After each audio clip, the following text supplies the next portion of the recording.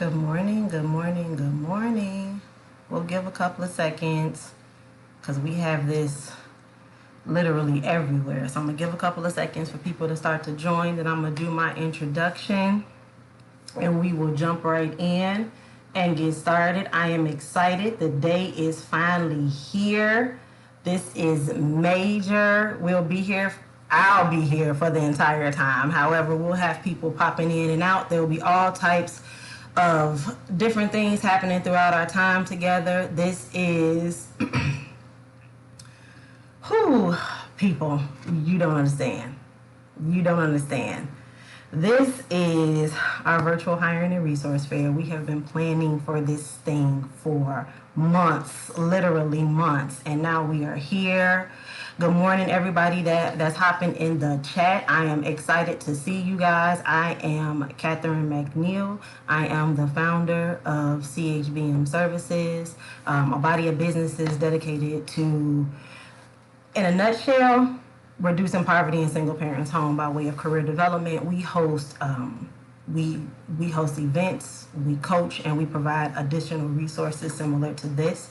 I am also the founder of Single Mothers Navigating Parenting, Careers and Entrepreneurship Incorporated. It is both a FB group and it is also a 501c3 that is also dedicated to providing free resources to single mothers ages 18 through 40. We support literally everyone. However, our niche market is single mothers. Why would that be our niche market? Because I have had the pleasure of being successful in spite of.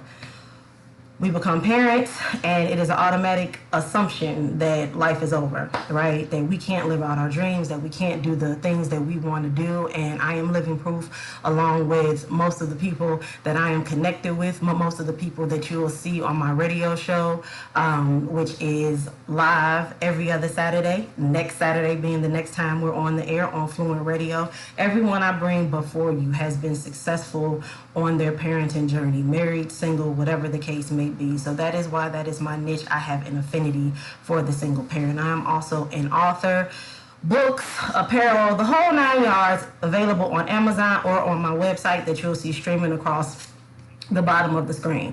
But why are we here today?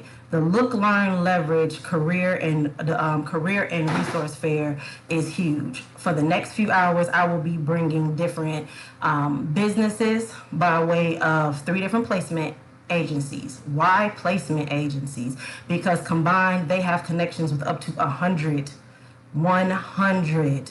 different organizations that are currently hiring. People are telling you that there's no hiring in the pandemic. That is an absolute lie. People are hiring in the pandemic, and I'm going to bring you 3 different resources by way of employers that are connected to additional employers that will be able to support you in that. And then I'll bring you several different community resources. We're talking about financial literacy today. So Great Lakes Credit Union is here. They'll be chatting with you soon to let you know all about opening up bank accounts, what's the difference between credit unions and bank accounts, things along those lines. Let's see, we have Olive-Harvey College joining later on today, and there's a schedule posted inside of the event and in the Eventbrite. If you guys have not registered, you still can. You can register up until actually 11:45. I want you guys to register because whatever I send out after as a follow-up, when I send out the YouTube video of this event or any follow-up information for the companies, I'll be able to more easily get it to you if you're registered for the event. All links are inside of the live. So just click on the live, all of the links for the Zoom rooms. Each and every last one of the employers have breakout Zoom rooms after they present their company. They will be jumping into Zoom rooms where you can connect with them. You'll have the opportunity to chat, ask questions, and things along those lines. They're in control of those rooms. But the point is for you to actually get in front of live people right then and there, and then to be able to make the connections that you need. So I am a stickler. We're starting on time, people. So we are gonna run this like a well-oiled machine as best as possible. This is technology, so I apologize in advance if there are any hiccups. We are all in different rooms, so we are all doing the best that we can. However, we have live captions at the bottom of the screen. So if you miss anything, you can read along.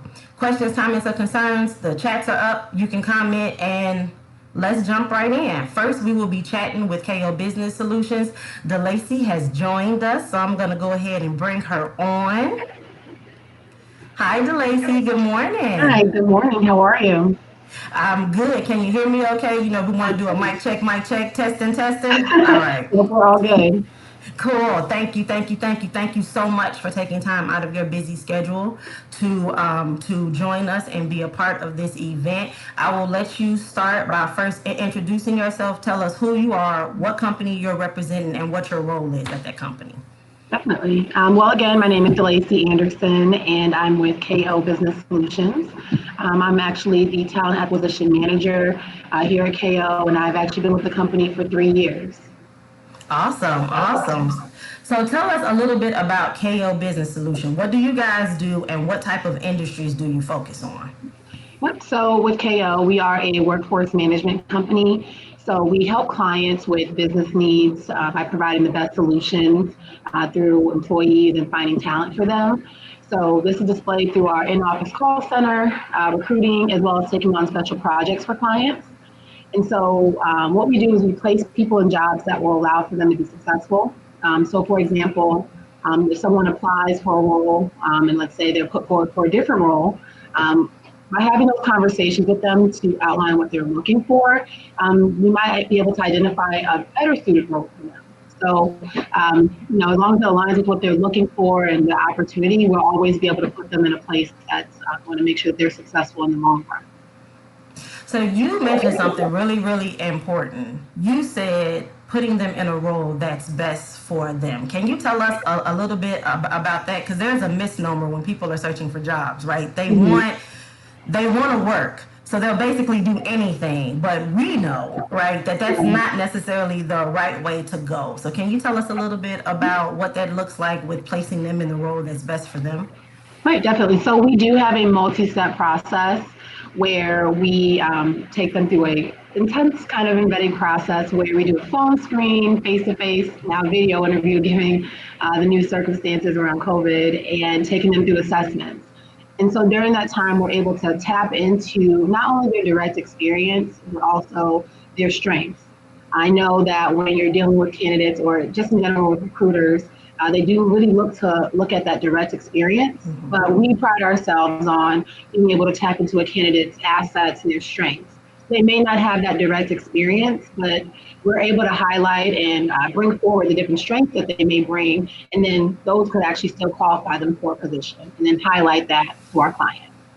Perfect. Thank you so much for explaining that. So what actually would be an ideal candidate? And you can go high level or you can go as specific as you would like. I'm asking so that our viewers can get kind of an idea of how they should prepare themselves going into positions and what type of things our employers typically looking for. Definitely. So again, our biggest thing is that with KO, we're really about giving people a chance and opportunities. And so, yes, it's great to look at someone's resume and to see if they have that direct experience. But our job when we actually speak with candidates, we really get to know them as a person and what they really do brings to the table, such as like those soft skills that you may not be able to directly highlight on a resume.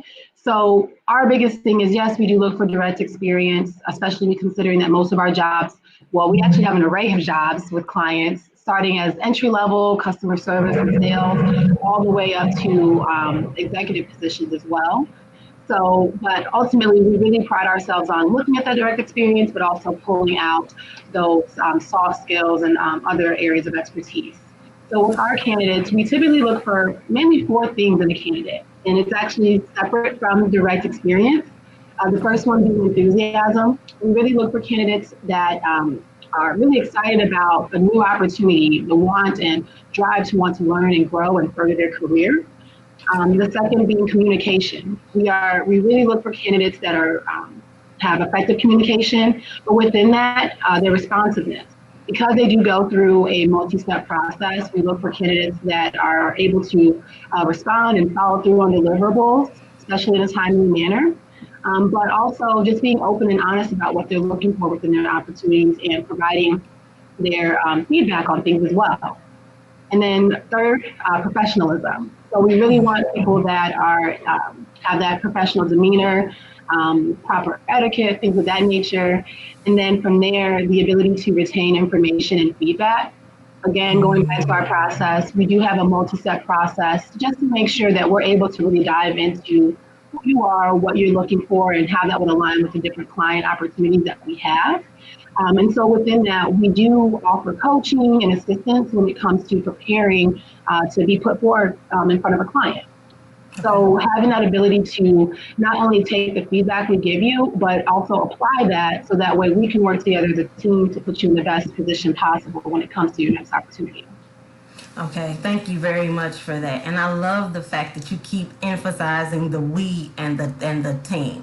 Later on, during our time together, we're going to have a panel that will allow all of the different placement agencies to kind of chat and explain to the community why placement agencies are important. But I do want to tap on that a little bit now because you guys are up first and you have that community mindset. Something that I have found over my little limited last decade or so of working in career development is that we don't necessarily leverage placement agencies the way that we should. We don't understand their value. There is a bit of a misnomer there where there is this belief that like that's bottom of the barrel shopping, not understanding that placement agencies can get you into doors that you could not get into normally, especially if you come from a background where you have different types of hiring hurdles. And by hurdles, for those who are watching, what I specifically mean is you may have a background, you may have a limited work background, or something along those lines. You may have a spotty background where you job hop tremendously. So is there anything that you might want to say to individuals that may be leery of connecting with a placement agency because of some of the things that I mentioned? Yeah, definitely. So I know that there are some myths when it comes to dealing with placement agencies, such as not being able to qualify for benefits or that you have to pay the agency to be an employee of theirs. And to hear actually to debunk some of those myths, I know specifically with KO, ultimately we are a resource to candidates. And so we would basically be able to assist you, and one, we would be able to provide you benefits while you're under contract. And then also you would not have to pay to be an employee because with us we're brought on by a client. And so they incur any costs that are associated with an employee. But I know that some people or candidates may be curious about it being a contract to hire opportunity. Although with KO, we have an array of opportunities. We have seasonal temp work, contract to hire, which are most of our positions are that, and then we also have direct hire opportunities. But with you being able to work with an agency that has those contract to hire opportunities, you're actually able to leverage what you're looking for. Because although it's a contract to hire opportunity, so during the contract period, it's typically 3 to 4 months, it's kind of more so like a probationary period, just how as if it's a direct hire opportunity, where you would go on there, it's like you would kind of use that time to figure out if this is a good fit for you, and the client's doing the same thing. And you can actually use that to your leverage and to your to what works best for you to determine, okay, well, I like this role, I think I can continue to move forward, but during that time, if you don't think it's a good fit for you, you also can bow out, and then we can talk about other opportunities as well. So I think that's the biggest thing when it comes to working with a placement agency is that using it as a resource as opposed to just, putting you in different places. Because you can leverage that with the opportunities that are available, and then we're also a resource to help you prepare and also professionally develop as well. You mentioned preparation and professional development. Very, very important for those who don't necessarily know what that is. How would you explain professional development? Definitely. So it's about being able to look at your past experiences or past jobs that you've had and being able to tap into that to pull out different strengths as far as assets that you could possibly bring to a company and being able to highlight that on a resume And then being able to talk to that when you're meeting directly with the client or a recruiter or the hiring manager. So at KO, what we do is we go over that with you. So when you do send your resume over, we review it with you, just making sure that, for one, all the positions that you mentioned on there are correct, and adding the positions that may be missing, and then going over how to, in detail, outline that on a resume, because that's your first impression when you're meeting with an employer. So being able to show that, showcase your skills and the assets that you have. And then from there, we go over interview preparation, specifically touching on behavioral-based questions, because most Okay. hiring managers ask those type of questions. And when we prepare candidates, we go over the STAR method, which stands for situation, task, action, and result. And we dive into what that is, how you can utilize that to prepare for behavior-based questions. But we also do role plays so that when you get comfortable with being able to talk to your experience and tying it into that STAR method when you do meet the client. So you might have saw me smiling when you mentioned the STAR method. So it is one of my favorite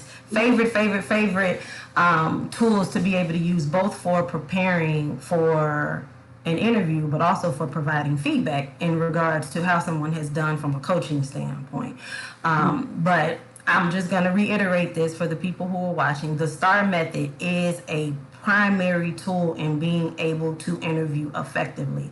Why? Because they are asking, it gives you the opportunity to be able to tell employers what you've done and how you were successful in that particular situation, right? Because that's what the S stands for. Tell us what was going on. That's the situation itself. Tell us the task that you were given to perform. Give us the actions that you took to be able to carry out that task. And then more importantly, give us that actual result. How were you successful? And it doesn't always have to be a success. You can share your failures in an interview. However, there has to be a lesson learned, and there has to be a way that you made it better and you grew from that experience. So this has all been really, really good. So we have like 2 minutes left. In these last 2 minutes, because I want to hold you true to time, because I appreciate you being here. In these last 2 minutes, what types of tips and tidbits would you give to be successful outside of what you may have already given? And then, of course, tell people how to reach you. Definitely. So, how to be successful? I would say, for one, being a nice person in general does take you a long way. So, tapping into that, showing your personality and being professional while doing so, that definitely takes you a long way. There's been plenty of times when I've spoken with clients and someone may not have actually had that direct experience, but by us being able to showcase their skill set and then their personality, that's what really ultimately ended up getting them the job, because they came off as personable and coachable and someone that was eager to learn and want to grow. So just being able to hone in on that and showcasing that when you're meeting with a client or a manager, that's something that will definitely carry you when it comes to being able to move within your career. Um, and then as far as contacting us, you will be able to contact me directly, as well as through our recruiting email. My direct contact email is banderson, SON, at k-o business.com. And then you can also reach us at talent acquisition at kin-onore.com. And guys, don't be alarmed if you weren't able to catch that while she was saying it. Inside of the caption of this live are all of the Zoom links. Once she jumps off here, she's moving on. And well, it might not be DeLacy specifically, but her team will be inside of the Zoom room. So you can jump off and you can immediately connect with them and you can answer questions and they will kind of chat with you so that you can immediately make that direct connection. So inside of the caption of the live, that very first Zoom link is for KO. I was intentional with putting them in order so we could just kind of keep this moving. DeLacy, thank you. I appreciate you. Thank you so very much for your time. And I believe I'll see you in a little while when you come back for the panel, correct? We'll be speaking again. All right. Thank you so much. And I will chat with you soon. Thank you. All right.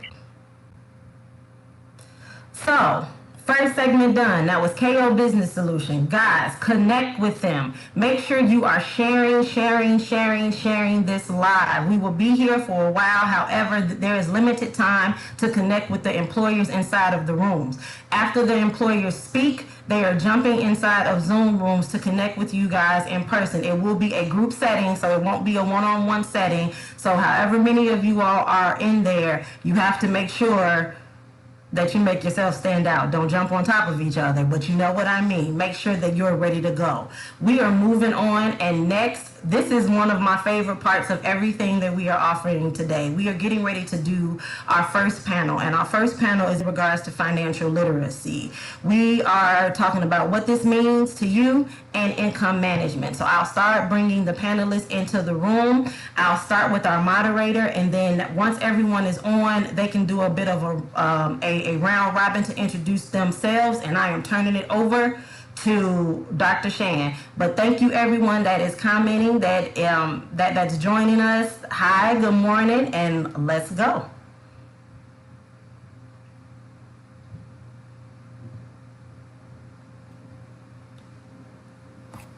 Good morning, good morning, good morning.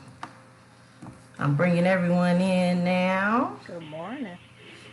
Are we all good? All hearts and minds clear? Everybody can hear me good and can see? Yes.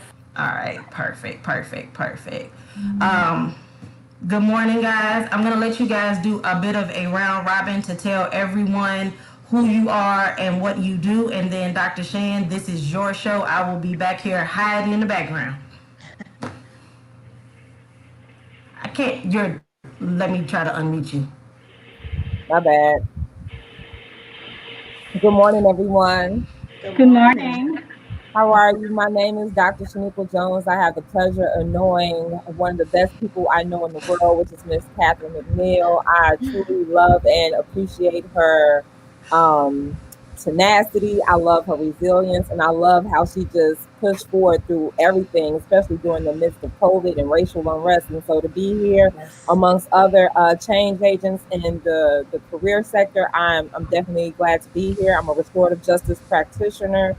I've been blessed and able to travel the world and talk about restorative justice and restorative practices, as well as I work full-time in a school district, which allows me to pay it forward because it's the school district I graduated from. So when we talk about careers and when we talk about single parenting and the connection between the two and how to change a poverty mindset to a wealth mindset, I'm all about that. And so I'm truly honored and blessed to be amongst all of you.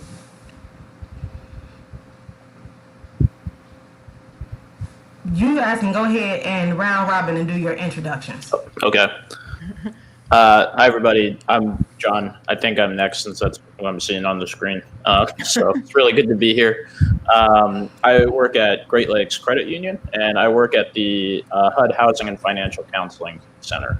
So what we do there is we give free objective advice pretty much across the gamut of whatever financial stuff you're dealing with. So if it's just interest in learning more about general financial literacy, credit, handling debt, if you're wondering about how to safely purchase a home for the first time, if you're concerned about having to deal with foreclosure, rental, etc., the HUD Housing Counseling Agency is meant to be kind of a place that you can come to learn and figure out how to deal with problems or accomplish goals.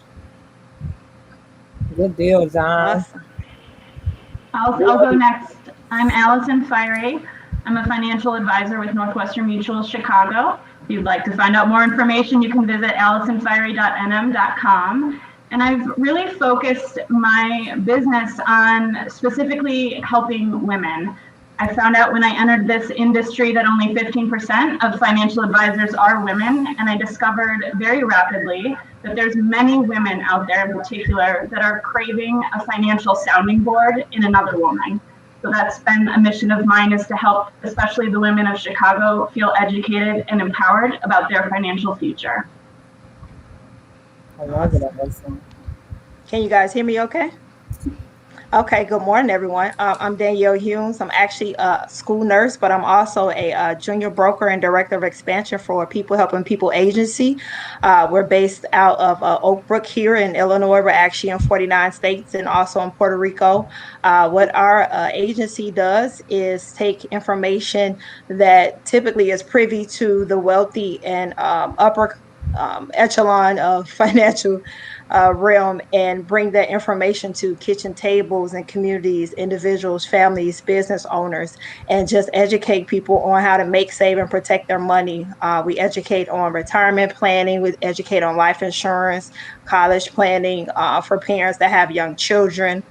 Some of our locations also help with debt solutions and things like that. So just really taking all of those important pieces of building a solid financial foundation and breaking all those things down so everyone can understand it. That wow. So where do we begin? Catherine, look, I need everyone's contact information for myself. But I need you to understand that no matter how established you may be, no matter what the title, no matter what position you may be in life, that you still need to have 100% backing in terms of knowing your financial stability and ways that you can move forward to have sustainable options, right? Am I right, everyone? Correct me if I'm Yes, wrong. absolutely. Yes. But I definitely want to start, if you don't mind, start with the ladies. Like, just share a little bit more about, the importance of financial stability. Explain more about not just financial stability, but, what is step one? If you had to reflect back when you first got into the field, what was your passion? What was step one for you? What were some of the adversities? And I know this might be a loaded question, but you can break it up and answer it as you see fit. Wow. Well, what I'll say first to kind of tee off with that question is what I've discovered is that there's been a particular type of person who has always had a seat at the financial table historically. And the winds are changing. And in order for people to be empowered, there's so much, money itself is neutral, but there's a lot of emotion and power that is attached with money. And so the first step that I see is you need to be clear on your goals, whatever is most meaningful and treasured to you. Having clarity around your goals will be the first step in that financial empowerment journey, because ultimately that is what you're working for. No one should ever be pushing your goals onto you, an advisor or anyone else in your life. You have to know what is meaningful in your life and start there. Absolutely. Just to piggyback a little bit off of what Allison just said, when we're talking about finances, a lot of people attach emotions to it just in a sense of it also plays a part in how they were raised, their upbringing, their ideals and understanding of, what money really is, what type of options it really brings. So a lot of times people bring stigmas and preconceived notions to the table, and they don't even really realize that that's something that may be hindering their growth, hindering their process of putting themselves in a better financial situation. So for me, even coming from a healthcare background, for myself, I wanted to understand it from the flip side, from a financial standpoint, being a nurse, having 6 figures in student loan debt, working in a profession that is very valued and reputable, but sometimes we don't always get that best return on investment. So for me personally, understanding how can I put myself in a better situation, regardless of having a great career and having a family and wanting to be an example for my 2 sons. Like, okay, I know mommy went to college and got a degree and started a good job, but knowing there's other options and there's other routes that you can take that may actually put you in a better financial situation and give you a better start to understanding what it means to manage your money sooner than I did. So I think for me, just really being a leader and example for my sons and just kind of breaking some of those generational curses and those thought processes that I had from how my parents dealt with money coming up and what I saw them do and how they managed it and mismanaged it. So a lot of that comes from really stepping into my community and educating my demographic, educating women that look like me, like, hey, you may not have had the best start with money, you may not be in the best financial position now, but today can be the day where you start anew, to start fresh and to really break those habits and get yourself on a better financial path. So that's really my mission over everything. Wow. If y'all not dropping jewels today, I don't know what we're doing. I'm so glad to be up this early on this Saturday morning. I love it. And last but not least, let's hear from you, my friend. Yeah, sure. I guess the big thing I would say is I definitely think that I'm very in agreement with kind of the empowerment of education on this part. Like as far as the experience that we've had with different clients coming in, it's really across the board as far as like what the problems can be and what some of the adversity and unfairness has been in different people's lives.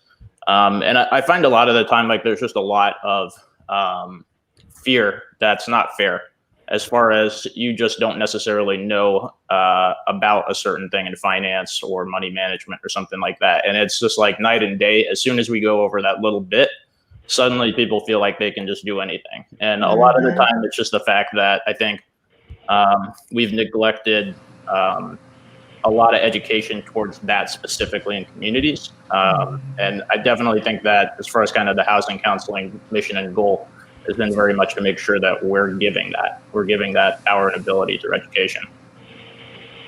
I love that. So I've been taking notes. If you that's my way of keeping up with everything. So some of the things as a recap, we talked about being clear about your goals and being empowered about those goals. Being able to check your biases at the door in terms of the way you may have been raised and brought up. And I believe that speaks volumes in terms of not all, but there are times where we have dysfunctional situations and dysfunction has become our norm to the point that when you are introduced to what functionality and normalizing the fact that, financial stability is a thing and it's something that we can pursue and it's something that's obtainable, that your whole world can change. And I think another thing, last but not least, another thing that we discussed in terms of, and this is my way of breaking things down, and it's basically being uncomfortable, getting comfortable with being uncomfortable about money management and the fears that are associated with, money. And that's a life skill. And that's typically, if we think about, as you say, education, I think the root of everything that we've discussed and the foundation of it all has been education. And so whether that's the direct education that we may have all, whether you had a private education or a public institution education, either way it goes, it's about those life skills that can be taught early on to help eliminate the fears that come along with money management and sustainable options that are available for us. So as it relates to the career sector, can you, anybody could jump in at any given point. How does that all tie in? Like, what is the importance of financial stability as it relates to careers? I think something that I've learned just from being in this industry a short time is just knowing that a large percentage of the issues that we may come across, some problems that you may come across that needs a solution, some way, shape, or form, it has something to do with money. And again, just really knowing how to come to the table and approach it and be solution focused and seeking out information and resources that puts you in the best position to make that change so you're in a better situation, I think is critical. Because something that I've seen from talking to various clients that I've sat down and talked with about insurance or protecting their retirement and things like that, they have mindsets that they come to the table with. And again, like you alluded to, Dr. Shan, if you don't check those mindsets, you're creating a roadblock for yourself from getting from point A to point B. And just having an understanding of knowing, like, okay, what I've been doing all this time clearly hasn't been enough. It hasn't gotten me to where I want to be. So, if I'm coming across this information, these resources, these individuals that want to educate me to make better changes, I've got to let my guard down and be open to, implementing some things one thing at a time. Like, for example, it's Life Insurance Awareness Month. And that's a topic that I know, at least with our demographic and our culture, we don't always like to talk about it because we always think about death. And, we're seeing a lot of that in the media, whether it's young people or adults and things like that getting killed or taken from this earth unexpectedly. But just that level of being prepared and understanding the value of life insurance and what it brings to the table, just hearing those stories about, man, I'm so glad I have this policy. I didn't have to do a fundraiser to bury my loved one. I didn't have to post up a GoFundMe to bury my loved one. So we have to get to a place to where, even though we're uncomfortable, we have to get comfortable having those conversations now, so we don't have those other uncomfortable conversations later about, shoulda, woulda, couldas, or what ifs, or grieving financially and mentally and emotionally. So we really have to just break that down to the point to where it's like, okay, I don't want to have this conversation, but as an adult that, wants to make more mature uh, decisions, I got to do it. So that's really huge for me. Thank you. I love everything. I was just nodding my head with everything Danielle said. It is so important to have the tough conversations now when your life is good. Don't deal with the financial chaos when you have emotional chaos in your life as well. And I know she mentioned mindset, which I think is a great thing. A lot of times with money, it's shame, and we're living in the past, and our mindset is swirling with shame of things that are behind us. And so with your career, if you have an opportunity to be making a fresh start, make a fresh start financially for yourself as well, and look at your benefits from work. Like, really read through those documents of the new job, understand what they mean and what you should be opting into or opting out of, as well as thinking about your goals, and look at your budget. And budget shouldn't be about deprivation. It should be about, I'm saying no to something so that I'm saying yes to an amazing future that I'm building for myself. And so it should be abundant and empowering, not like, oh, I feel bad, I can't go out to eat. It's like, I'm saying no today so I can, achieve this goal that is so meaningful to my life. Yes. Kudos to everything, John. Yeah, I guess the only other thing I would add in there, because I'm in complete agreement with everything, but also just like kind of building that circle of people you trust to be kind of helping you out along the way. That's been a big one for me, and I know that one's hard to find, because there are times where I've had somebody come to me and I can just tell that they feel defeated because they've been kind of got hit a block with a lot of places that they've looked for help. So when you do find the people that are really like there and have your back and are working with you kind of day in and day out, take advantage of it. Like, it's always okay to be asking for help. I don't think anybody gets ahead without doing that. So yeah. Yes. And if I have the opportunity to just kind of cap everything off before we move on to the next session, it's all about community. And so when you look at the community, and each one of us define community differently. And so community can be friends, community could be family, community could be a co-working space. And I could go on and on, because it sounds like I'm getting ready to plug somebody, but I won't go there right now. But when it's all said and done, you have to look at the people who are in your circle and who are, who's in that circle of influence, and then be able to check yourself. And it's going back to being uncomfortable with those conversations that we typically don't want to have. We've been talking about mindsets. We talked about, how do we transition from a poverty mindset to a wealth mindset? And that starts with you. Like, you have to, when it comes to financial stability, you have to dig deep within yourself to look at what are your implicit, explicit biases. What are some of your fears? What are some of the things that you had to overcome in your upbringing? Because I even share like a bit of the personal piece for me.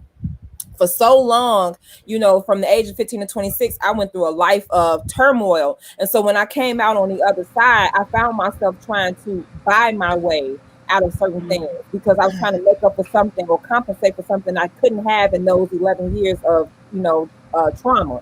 So I think it speaks volumes in terms of, you have to dig, and that community starts within. Like, you have to do some soul searching to get to the point where you're very uncomfortable to being comfortable, and also making sacrifices now so you don't become the sacrifice later. Yeah.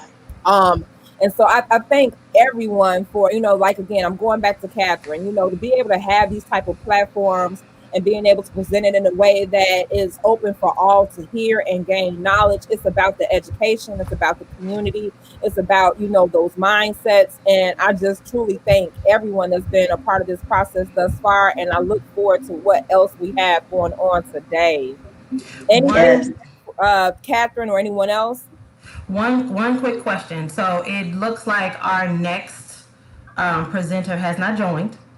So if you guys have 15 more minutes and you want to keep having this conversation, we can't. I'm going to leave it completely and utterly up to you because I know that we committed to a certain time frame. So I am fine with that. I am prepared with commercials and we can go to break. But so I'm prepared. I am ready. However, I love it.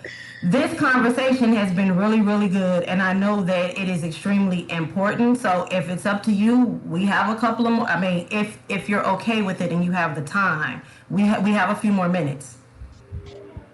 Good. Good. You guys are good. So can we switch gears just a little bit and talk about the importance of understanding your paycheck specifically? Is there anybody who might want to kind of have that conversation, because we start to make this money, we don't necessarily know where this money is going. We don't necessarily know about 401ks and Roth IRAs and things along those lines, right? Because to John's point, there are certain conversations that we just don't have in certain communities. So would anyone like to chime in and kind of take us down that road, and we got kudos to like kind of keep going. So let's keep going. Well, I'll just, I think one thing that's good to know, everyone always asks for guidelines. And so like with their cash flow. And so one guideline that I often will recommend to people is breaking it down in the 60-20-20 rule. So when you take your spreadsheet or you take your pen and paper and you think about all of your expenses that you have in a given month, and really have 60% of your expenses should be going towards the fixed things: your rent, utilities, food on the table, insurance, like the stuff that doesn't really change monthly and you gotta have. And then 20% should be going towards the fun stuff, which is discretionary stuff. So travel, food, like going out to eat food, clothing. And then the other 20% really should be going towards savings, because I think we can all read the news and see the direction things like Social Security is headed. It's not good. So you have to, put the mask on yourself, and you have to be prioritizing saving money, not for somebody else because I tell you to do it. You need to do it for yourself, and that's a difficult goal. But it just starts with knowing the goal and figuring out how can gradually I move the needle in the right direction. So maybe you're just starting saving 3%. And then next year, can you challenge yourself to save 5%? And then if you get a raise, can we bump it now to 6%? And just over time, building those healthy habits, because you must pay yourself first. And that's, if you make savings automatic, that is how you reach your big goals. Yes. I'm speechless. John, I apologize. No, that's I was just gonna add to like I think the just to go over like a couple of things, like as far as like kind of what you're seeing in the paycheck, I think that's kind of like the groundstone of kind of what you're working with, depending on kind of what you're looking forward to doing, if it's trying to have a little extra savings or if you're dealing with debt. And it's also just kind of like understanding what's safe. So a couple of things that I see that just really shows that it's good to kind of know personal finances from that. We see a lot of people for pre-purchase that really want to, finally say, yeah, I want to invest in something. I want an asset. I want to have wealth that I can be passing on down to the family. And a lot of the time, some of the numbers aren't necessarily there as far as how they're calculated from lenders, things like that.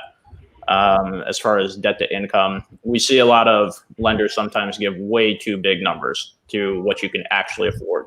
And so it's really, really important sometimes when you're getting to those like kind of goals, as far as like, yeah, I'm finally here, I'm finally going to be able to do this, to still be super cautious. And it's okay to be doing the math with somebody else.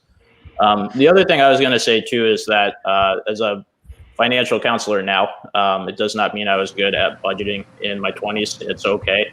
If we mess it up now and then. And I feel like I see that a lot, that sometimes like you get on a plan and then like a month comes up, you slip a little bit, and then it can be really kind of like, oh man, I guess I just can't budget. I don't know how to do that. And that's not true. Just because like a mistake comes up at some point, or you slip a little bit, it never means that you can't get back on that plan and be doing whatever you're trying to do. Good stuff. I'm taking notes. I know, Catherine, you had mentioned having a better understanding of the different type of retirement accounts. Something that I coincidentally thought of like a time ago, just thinking back in retrospect, like when you start a new job and you go down to HR and you know, go down there, sign up for your benefits and things like that, you know, who really breaks all those things down to you? It's like you automatically sign up for a 401k, you automatically have this, you automatically have that. And then you look at all the alphabets that's coming out of your check, like, who are all these people and why y'all taking my money? Like, that's something that even when I first got into nursing and, you know, started to make all that good money, I'm looking at my check like, who are all these people? Why y'all taking my money? Like, nobody really broke down that process or really helped you understand, you know, understanding taxes. And something I've learned in this industry is they kind of have like a little name for it. It's like the three tax buckets. So just really understanding, you know, what do you have that gets taxed now?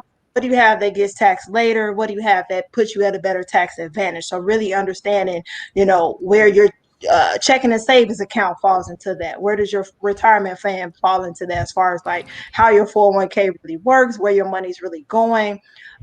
Just even seeing now with what has happened over the past 6 months with the pandemic, a lot of people have lost a lot of money out of their retirement accounts, and, you know, just not really understanding how those accounts work, why they lost money, where their money's really going. So I think that may be a great starting point for a lot of individuals. Like, you know, you feel like you sign up for these accounts, or you have this, or you have that, but you don't know why you have it or how it really works, where your money's going. You know, reading the fine print, just really understanding how all of those things work behind the scenes is so critical. Like I mentioned when we first started the conversation, having a financial foundation. And again, that starts with education and knowledge. Do I understand what I have? Do I understand how it works? Do I understand where my money's going, or how it's working, how it's growing, or if I'm losing money, why I'm losing money? So just really taking those complex elements and breaking them down in its simplest terms, so then people understand, like, okay,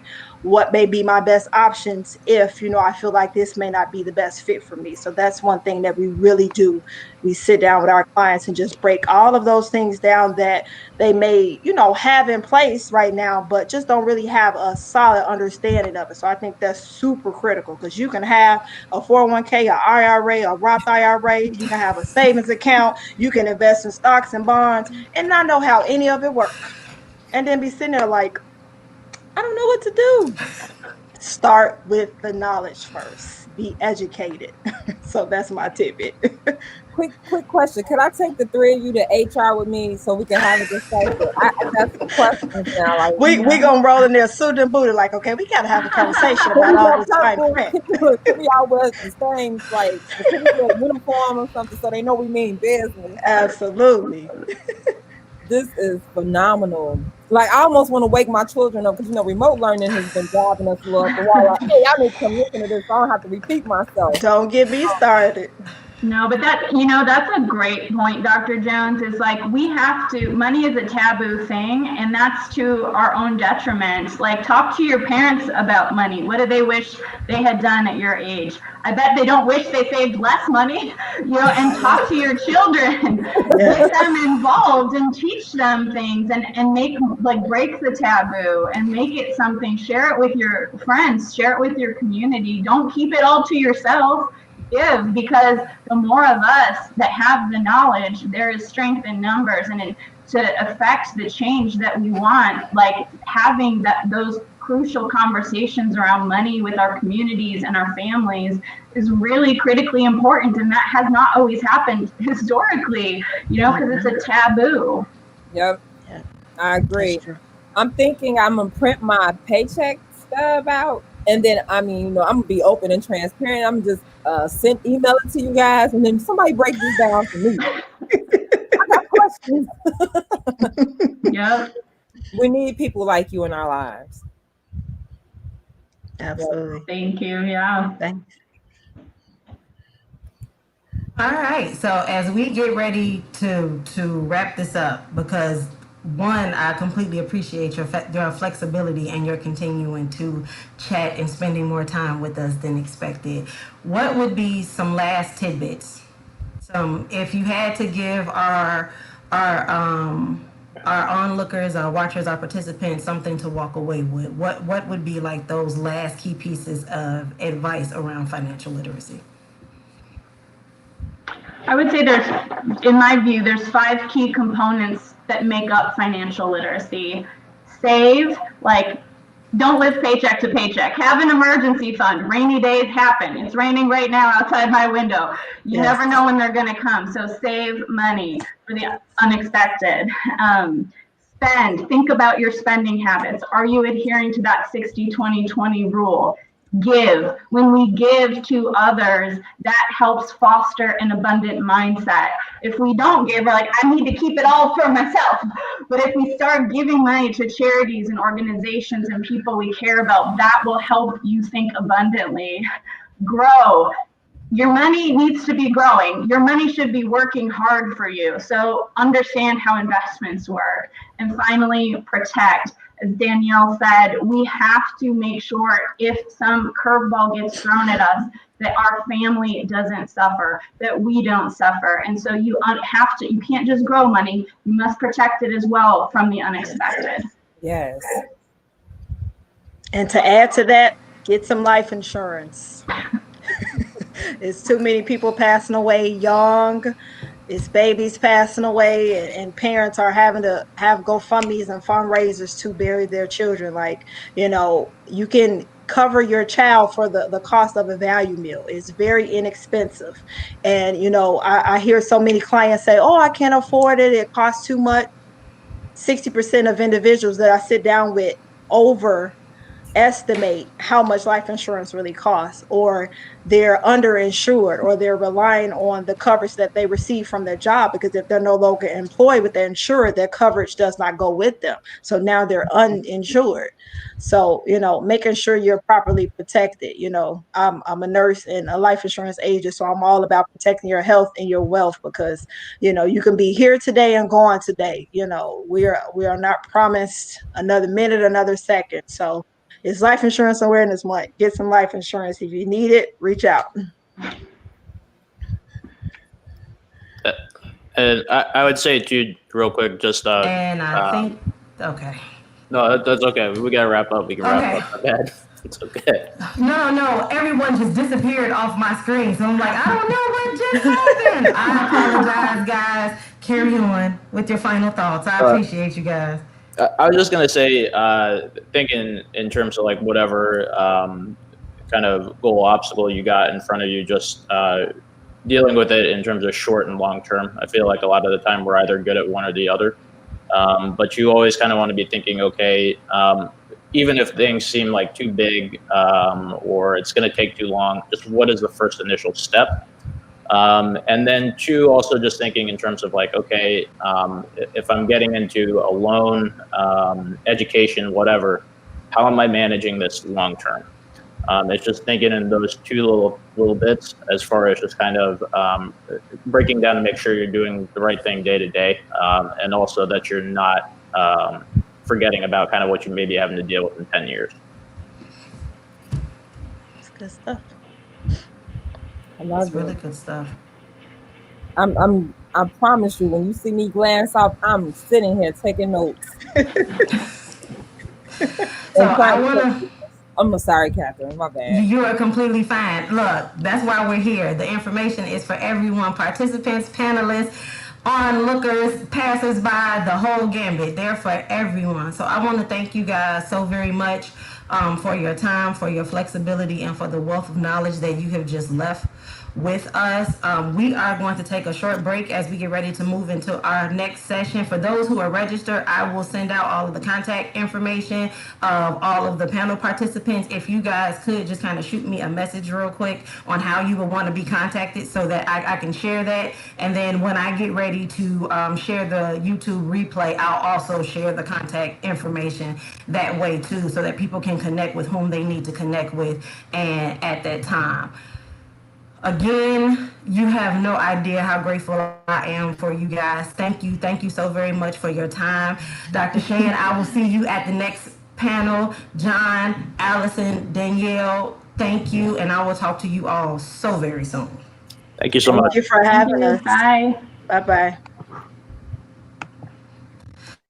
So everybody, we are getting ready to transition into our next employer presentation, but we're going to take a quick break and we're going to check technology so I can make sure that they're up, running, and they're good to go. And then we will be right back. So stay tuned. We'll be back in a moment.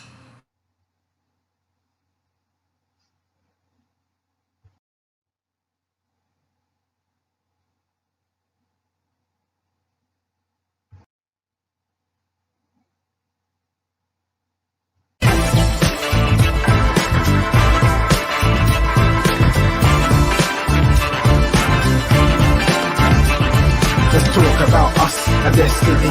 You are meant for me, so it's meant to be. You are still in my head when I went to sleep, so I saw you again when I went to dream.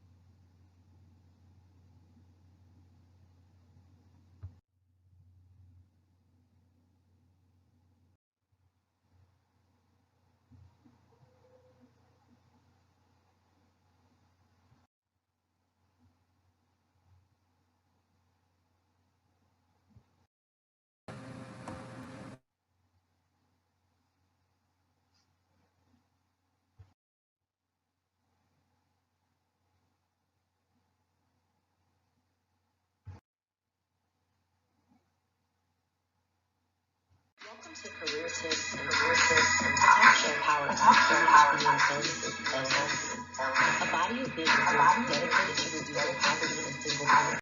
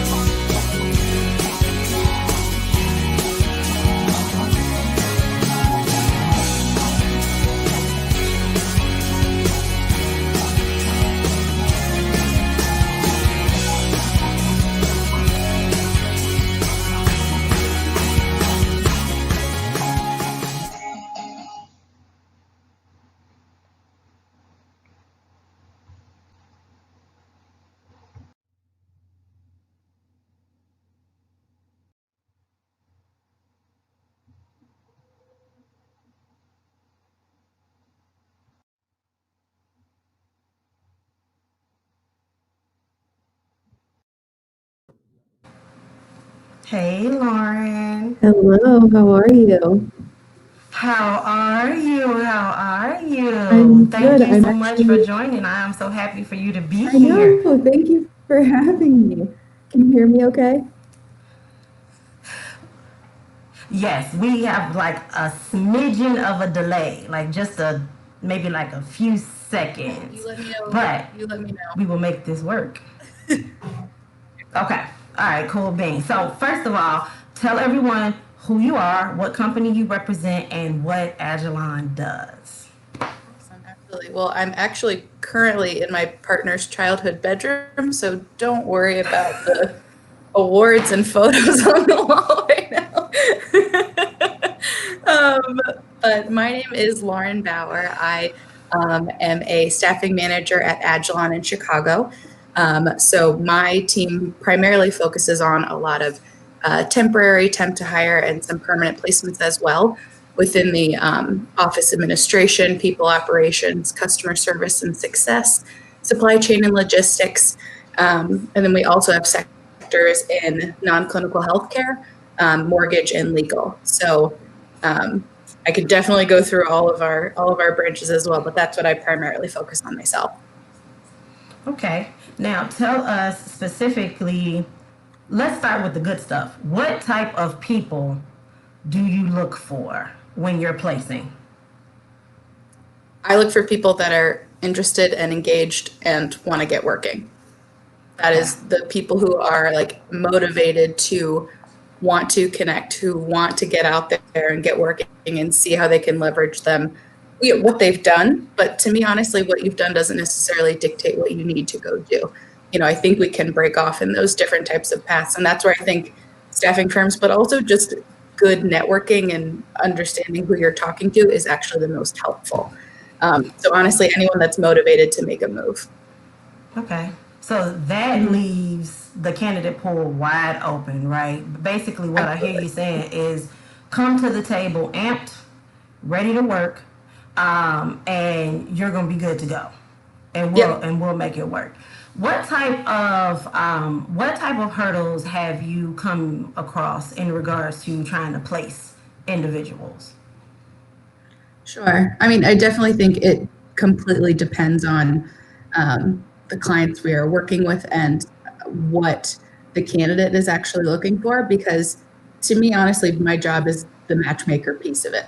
But I am obviously much more on the candidate focused side. So I'm trying to make sure that we can leverage what they're doing and what they have done into what could possibly be. So some hurdles I think I've come across is, when we will take a job order with a client and, of course, they're coming to us because they want X, Y, and Z. That's the whole point. I totally get that.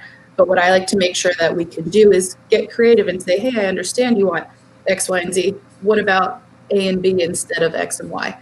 So how do we get to go through what someone has done and match them properly? And maybe if someone hasn't had this exact background, how can they maybe, what they've done transfer into what they need to be done? So I think hurdles are, when we can't see eye to eye on, hey, this person's actually done this, but maybe it has a different title. So sometimes that's something that I've come across before. Okay. So that's good. That's really, really good.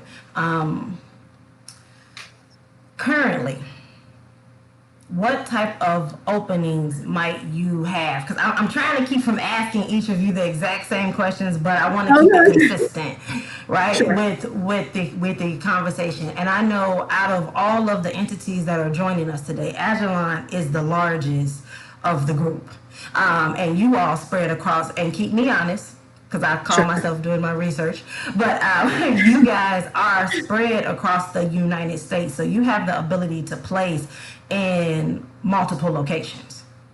Absolutely, which is probably the neatest part of it, honestly. And I know Ajilon specifically, I believe, again, I don't know either, between I think 68 and 72 offices in the United States.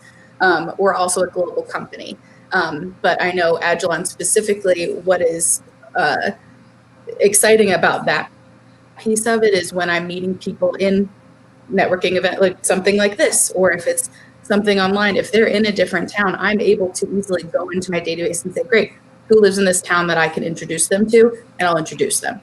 So that's the part that I really find very, very helpful. But we also, my organization is under the Adecco group. So we have a bunch of different sister divisions that focus on, different lines of business. So I think that's also helpful, is when I am meeting people and coming in, I'm not going to be the catch-all that I can place every single person that I ever meet with, or I know exactly what you've done or what you'd like to go do. But I think that's what's neat about, our agency and, staffing agencies all around is being able to say, hey, we have different sectors for that purpose, because you can't have just one person working on every single line of business. You'll never have any direction. So I think that's also what's really neat about having so many different offices is the connections we're able to make. And there's more opportunity, right? Because to your Absolutely. point, if you're not a good fit for maybe that same company here in Illinois, you may very well be a good fit for, if not that same company in another location, but maybe a company very similar in another location. So there is an opportunity there. And because I've had the opportunity to connect with you in person, I know how passionate you are about this. When it comes to wanting to tell people about the importance of placement agencies, staffing firms, whichever one of the words, right, or word phrases that we want to leverage. When it comes to being able to take advantage of them or learning about them, what are some things that you really want to place on folks' hearts so they'll know how important it is to be able to take advantage of the services that you guys offer? Sure, absolutely. And sorry about that. You're fine. Family home.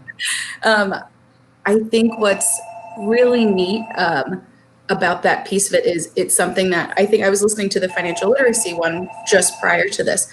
Again, it's the not knowing where to go. It's not knowing who to talk to. It's not knowing what to say, or if you're doing something wrong. That's the best thing you can do is ask. It's say, hey, this is what I have to bring to the table. What can we do to connect me in the right way, or can you point me in a different direction?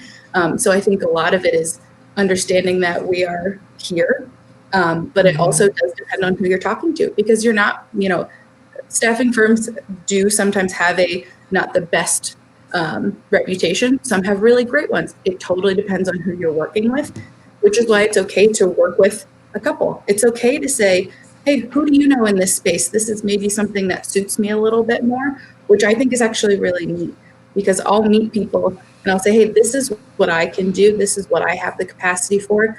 Let me see how else I can, if I can introduce you to someone that's at a different staffing firm, I'm personally fine with that, because my goal is not just to hit metrics and to hit a number for myself. My goal is for you to get a job.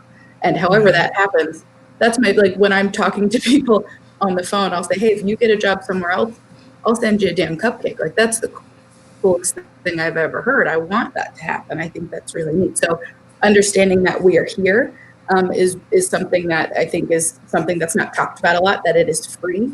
That is something I personally did not know prior to working with one. I was an executive assistant prior to coming over here. So this was a total different job for me. And when I was working with the recruiter, I was like, okay, how does it work payment wise? And they're like, you don't owe us anything. Oh, that's really great to know. Again, kind of the financial literacy part, no one talks about that piece of it. So I think I want to break it down, and I want to answer any questions anyone has, regardless if that means that we can work together or not on any capacity. You said something really, really key that I kind of want to highlight, and that was, I'm not necessarily here for metrics. I'm here because I basically want to help.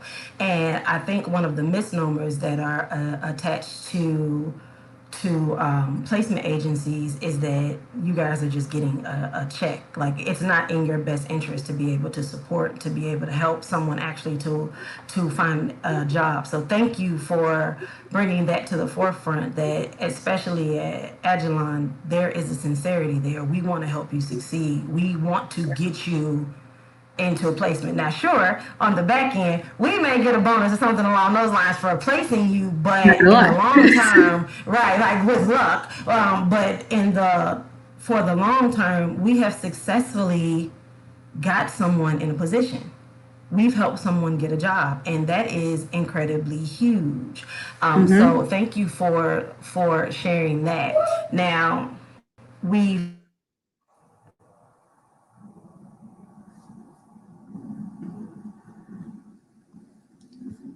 Oh, sorry, you're a little frozen on my end.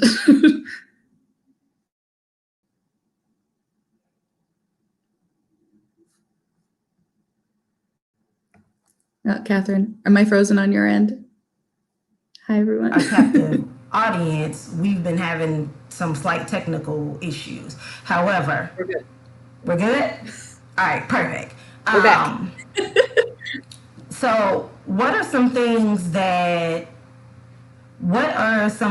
that you have available right now? And let's keep it general from a customer service standpoint, because that's the one that most people can kind of tie into. Sure, absolutely. And that's also something that's been fairly different throughout the pandemic, even what we were talking about a little bit earlier of being in different states.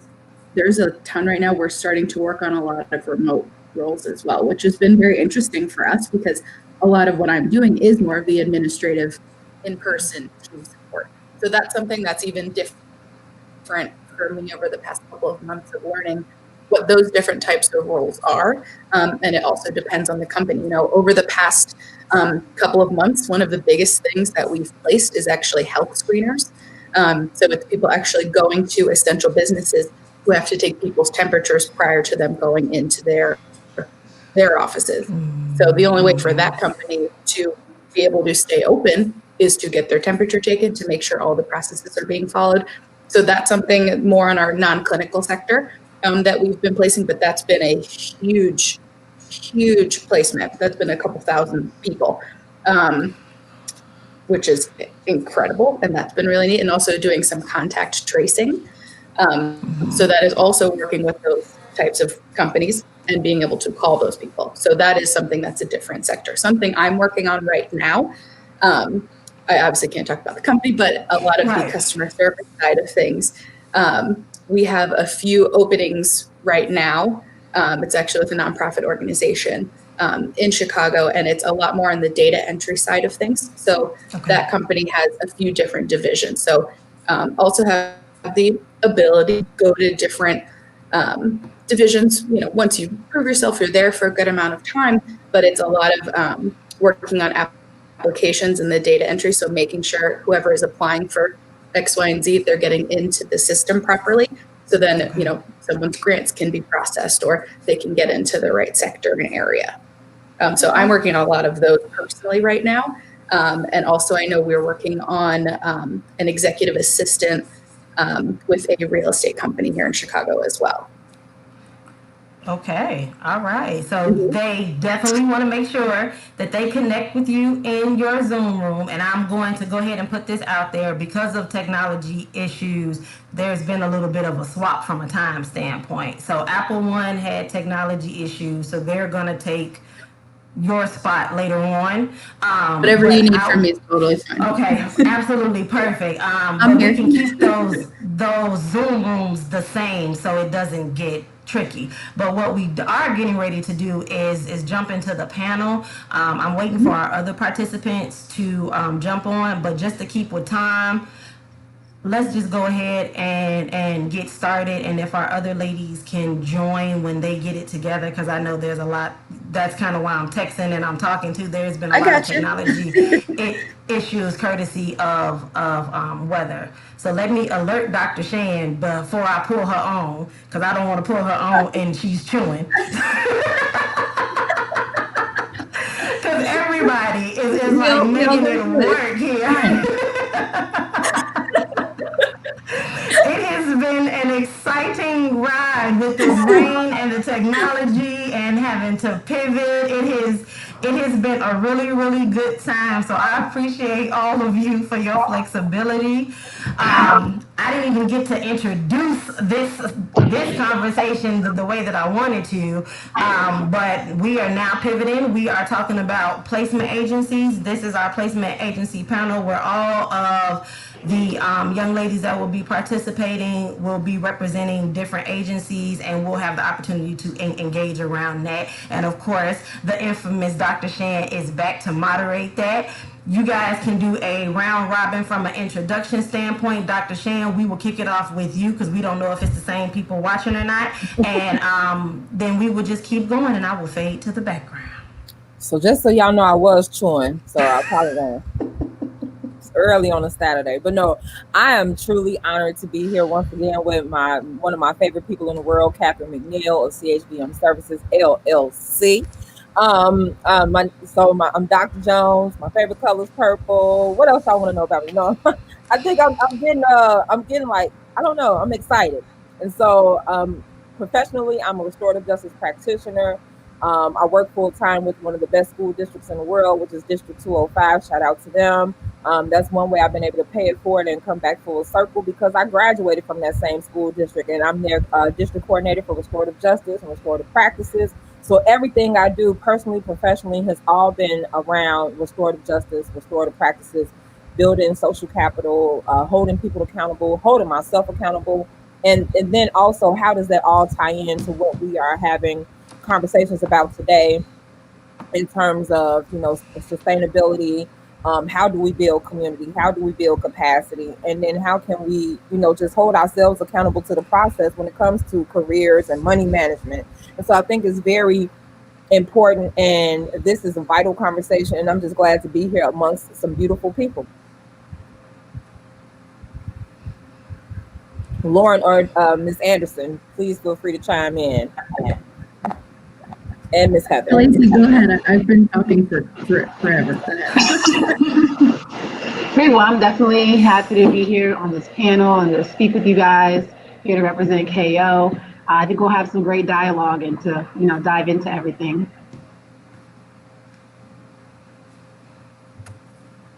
And hi, I'm Lauren Bauer. I'm with Ajilon here in Chicago. I'm very excited. Catherine, again, thank you for having us. Dr. Shan, I'm really, really excited to talk to you as well. And Heather and Lacey, nice to see you.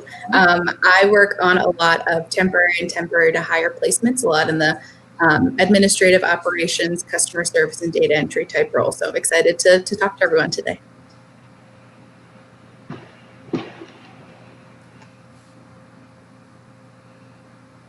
I thought we had Heather on here too. We do. Hold on 1 minute because she kind of dropped back off. Okay. She's been having some technology issues. So let me know when you can hear me, Heather, and then you can go ahead and introduce yourself. Okay, perfect. I'm here. Can you hear me? Okay. Yes, you sound great. You look great. you. We're good. Oh my God. So we were seriously. just finishing up round robin introductions. It's on you, and then we are jumping into the panel. Okay, fantastic. Hi, everyone. My name is Heather. Currently working on the leadership team for AppleOne Staffing in Chicago, helping to build out the Chicago market and then kind of move into some other regions. AppleOne proudly is the largest woman-owned, Black-owned staffing firm in the world. Got 2,600 internal employees, service over 17,000 clients. I'll be dating myself when I say this, but I started recruiting 20 years ago. So been in the game for a long time. Happy to be here. All right. So let's get started. Let's get right to it. We all know why we're here today. In terms of we've had a great discussion about money management, and now we definitely want to have a conversation about careers and what does that mean, especially when oftentimes, especially in the Black and brown communities, when we talk about careers, we don't think about sustainable efforts. We don't think about or even the soft skills that are needed. Let's start there with the soft skills, because as an educator, it's so important to know how to communicate. It's so important to know your posture. It's very important to have manners, and then also let's talk about email addresses. We can go on and on, because I've seen some things come across my desk and I'm like, godaddy69@gmail.com. Right. Ma'am, if you don't get your whole life together. But horror story. And we say if you don't know better, you can't do better. But there are times where we do know better and we still don't do better. And so can we just start from the basis of the foundational components of when you are on a search, what are some of the first things you need to do? Well, obviously, I think that you hit the nail right on the head. So if people are searching for work, we have to think of how that employer or how that staffing agency is going to view us before they even see us or speak to us, right? So yeah, let's start with that email address. So if you got, I twerk for dollars@gmail.com, I'm not going to contact you. I will not contact you. In fact, I will send you an email and let you know exactly why I won't contact you. And then hopefully you'll do what you need to do. You'll put all pride to the side, and then maybe at some point we can work together. But part of the problem is that people who've been unemployed for a long time, and I know that you guys can attest to that, there is a certain level of pride that they have to get over first when it comes to looking for a job. They're frustrated, they're busted, they're disgusted, and obviously we know that it's everyone else's fault but theirs. So we do have to start with the email address. We have to start with getting a professional resume put together. I know that we've all seen resumes that it's like you've got Times New Roman 12 point, you've got, Calibri 9 point. It's like you've got bold over here, italics over here, something's underlined. You're confusing me. You're driving me up a wall, right? And at this point, I've got vertigo because I'm looking at your resume and I just don't know what direction to go in, right? So I think these are all things that it's like recruiting 101, all these fundamentals that we've got to teach people first before we can expect for them to go into an interview professionally. And with that, one thing that I would recommend is that you create a separate email just specifically for applying to jobs. I know when I, first started out, I created a separate email, so that way I can keep it separate from, the spam emails you get from different companies about when you're, shopping, things of that nature, just so that way you're able to have everything in one concise spot. And again, it sets that precedence, showing that you're a professional and you're able to, separate your personal life from your work life or career life. Yeah, I agree with those two. I think another thing that sticks out to me is kind of what you were saying, but also being able to take that feedback, and not everyone can.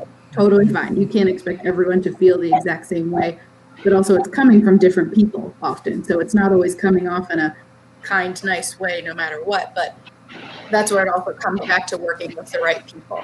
I'm saying this to you for a reason. I want you to get a job. I want you to put yourself in the best place possible.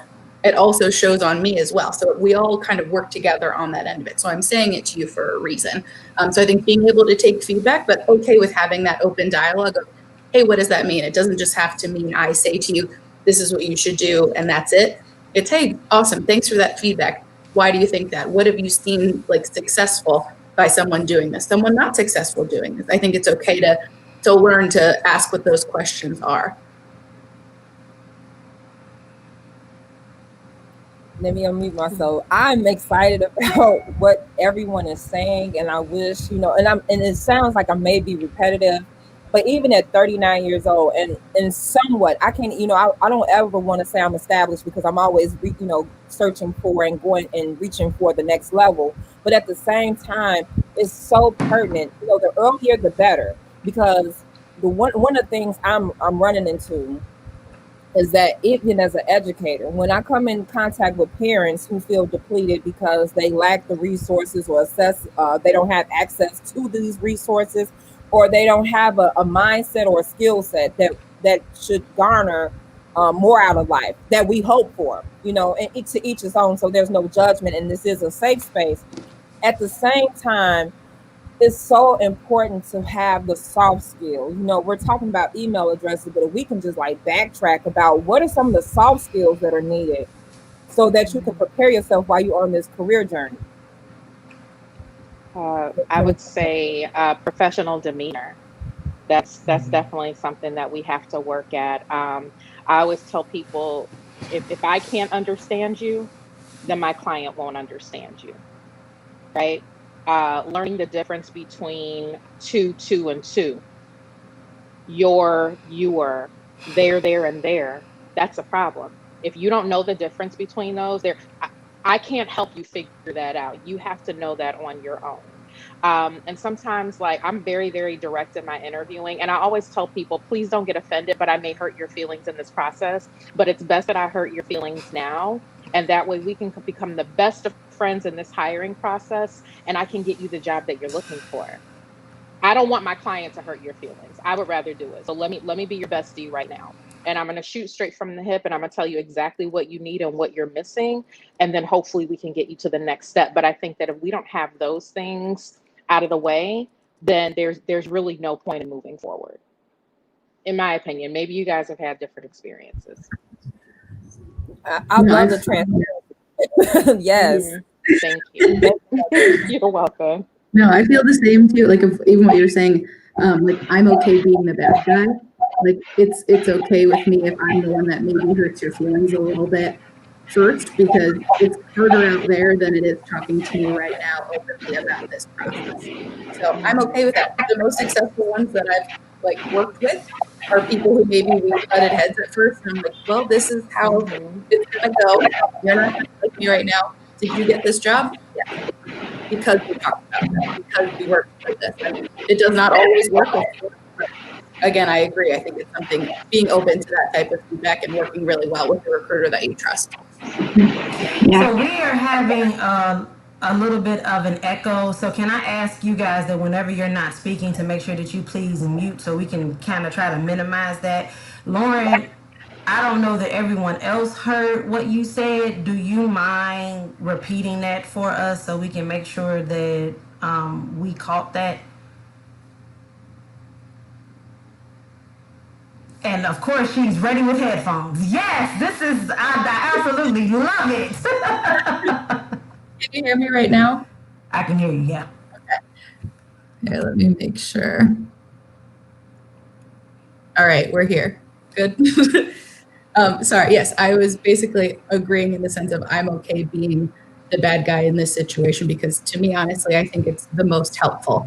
I think just to baseline off of what you were saying, I'd rather have these hard conversations now, because the people that I've worked with the most that maybe we butted heads at first and maybe they didn't like the feedback I was giving them, that's okay. I'm okay to have that because I know it's going to put you in a better position in the future.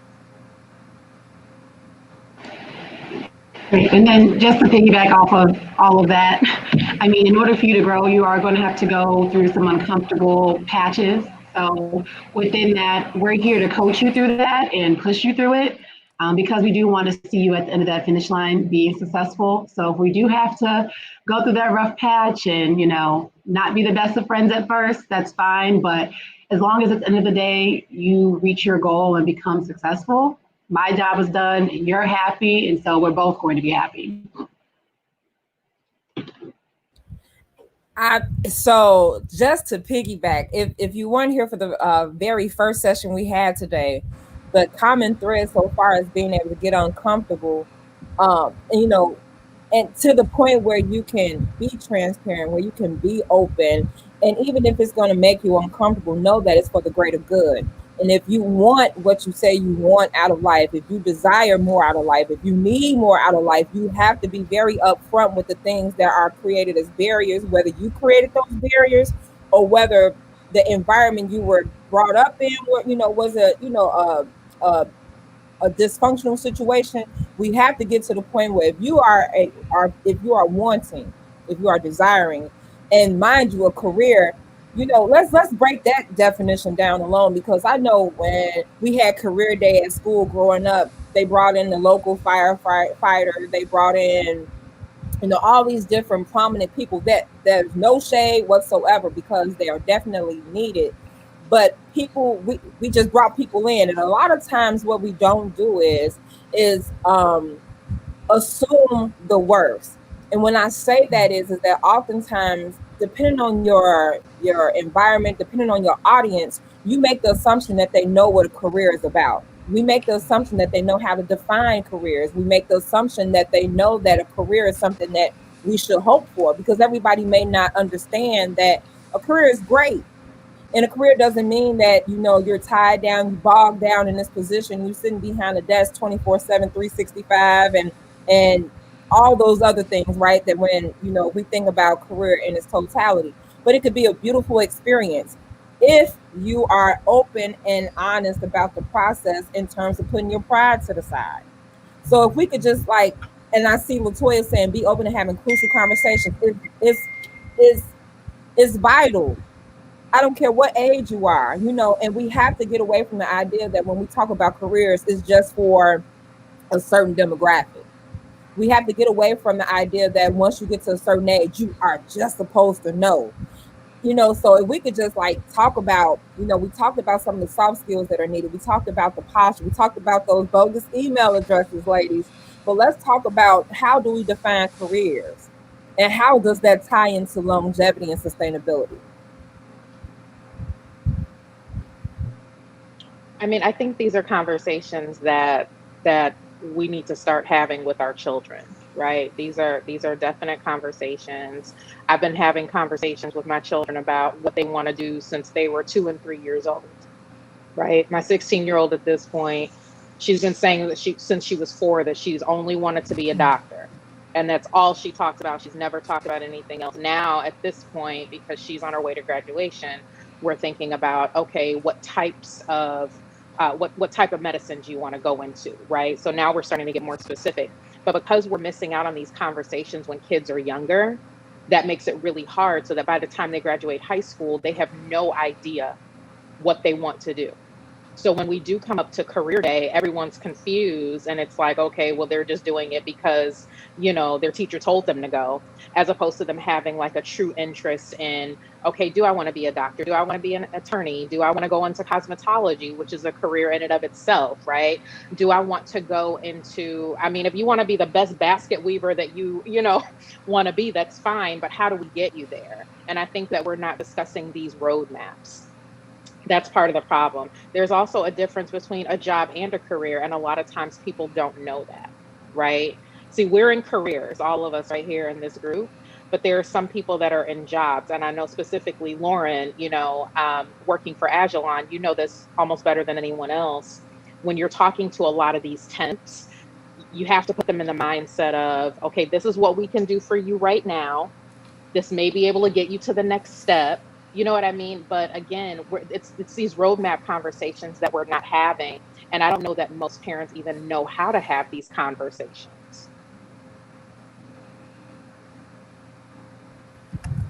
Heather, so when you see me, I am taking personal notes, and Okay. I'm going to share them.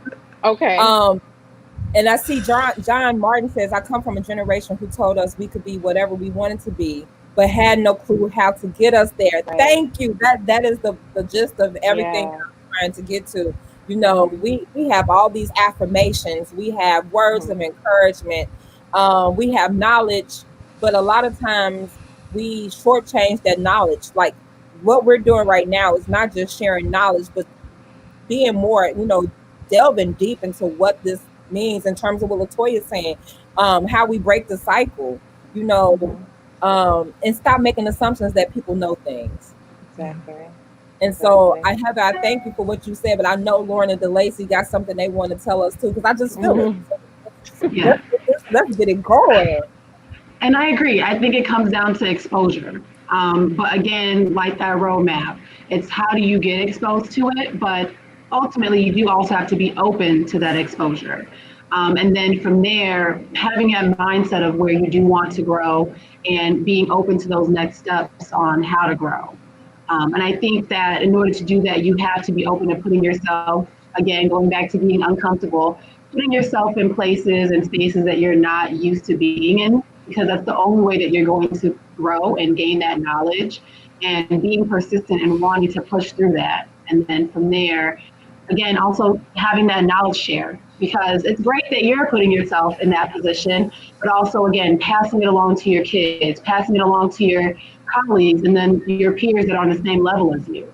Because it's great to want to elevate yourself, but having those other people come up with you, not only is it a support system when you're doing it, because they can empathize with you because they're going through the same thing. So I think ultimately it's, again, being open to wanting to gain that knowledge and then sharing it with others and bringing them up with you. So that way you guys can build that support system and continue to grow together. Yeah, and I think too, like when we're talking about like shorter term, like job and career, some of the jobs maybe that I'm working on are 1 month long, and that might not sound glamorous whatsoever, but it's something that maybe someone is not working or coming from a different contract role, or maybe they just got let go or got furloughed. There are so many different types of people in this market doing this. So what are those little stepping stones? To me, sometimes a temporary role could maybe just be a lily pad to what you want to do next. maybe at this place that I'm able to place you at is a totally different industry, but maybe you add 2 softwares to your resume. Maybe you meet one person there that takes you to one networking group and you meet someone there. It's not going to just happen overnight. That's not a thing, but it's how do you put yourself in that better, it's opportunity. It is for sure, but it's how do you meet the right people that get you there? But sometimes maybe taking something that's a little bit different, just to be able to add to your professional resume and background as well. So let me jump in really quickly, guys, because technically we are over time, but if nothing else, I'm flexible with the pivot. So here's what we can do. We can keep chatting for a few more minutes. Heather, you hang out with us since you had technical difficulties during your time so that we can give AppleOne the appropriate consideration. And then Lauren, once we finish with the panel, you can jump off and then jump into your Zoom room. And then whomever is watching, I don't know if we've had great success yet, but we wanted to have that available in case people wanted to immediately connect. But either way, we're going to share all of the information on how to get in touch with everyone after this when we share the replay. So I just kind of wanted to put that out there so we can go until 10:45 because I believe our next presenters who are also on the panel, they'll have the opportunity to present then because they haven't joined it. It's been a lot of technology issues this morning. So thank you all for your flexibility. And Dr. Shan, back to you. Thank you, ladies. Thank you. I am excited. So if you didn't see, it says elevation is a shared process when it's an authentic process. And I think this is a rewarding experience, not just for myself, but I'm hoping that this is a rewarding experience for everyone that is chiming in, whether they're watching it live or they're going to see it later. And let me just say real quick, ladies, like y'all got me I think I need to go turn my camera off and put a blazer on or something real quick. I know it's Saturday morning, and anybody that know Dr. Jones know I love my hoodies and gym shoes. And I'm saying this to lead to a hopeful, healthy segue in terms of when we talk about professional posture, because this is one of the things I struggle with personally, that I know there are times when I have to dress the part. But then there's this internal piece of my soul, like, hey, if you can't take me for who I am, because I got what you need, I got it all here, I got it here. But that's still not the best response. And that's me being honest. And if we're going to talk about being transparent and we're going to talk about being authentic, I don't ever want to give my children as a big thought leader in my community. When I say my children, I'm not just talking about those who I gave birth to, but I don't want to ever give them the idea that, Dr. Jones can wear hoodies and gym shoes and still make good money, then so can I. And I'm not saying, I'm not downplaying anything that I've experienced because that's my flow.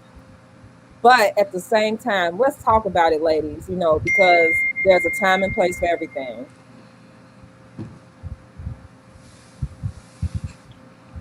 There is absolutely a time and place for everything. And I'm very much like you, Dr. Jones. So I do feel a level of, look, where I am on paper should prove to you that I can do this, right? When you see my resume, or when you see or when you hear me speak, then you should automatically know. But I've come to learn over the years that it's not really just about that, right?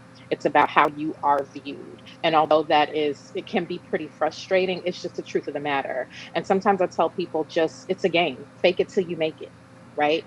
Now we're in the middle of a pandemic. Most interviews are done via Zoom, right? You don't have to wear pants if you don't want to. You don't have to wear pants. Throw on a blazer. It doesn't matter. It does not matter, right? Learn how to communicate properly. These are things that people are not doing, and it's not just, unfortunately, it's a stigma that's been in the African American community for quite some time. I know that can go into a whole different conversation, but that is the truth of the matter. Not knowing how to communicate properly. So where are those fundamentals, right? What can we do to get you there?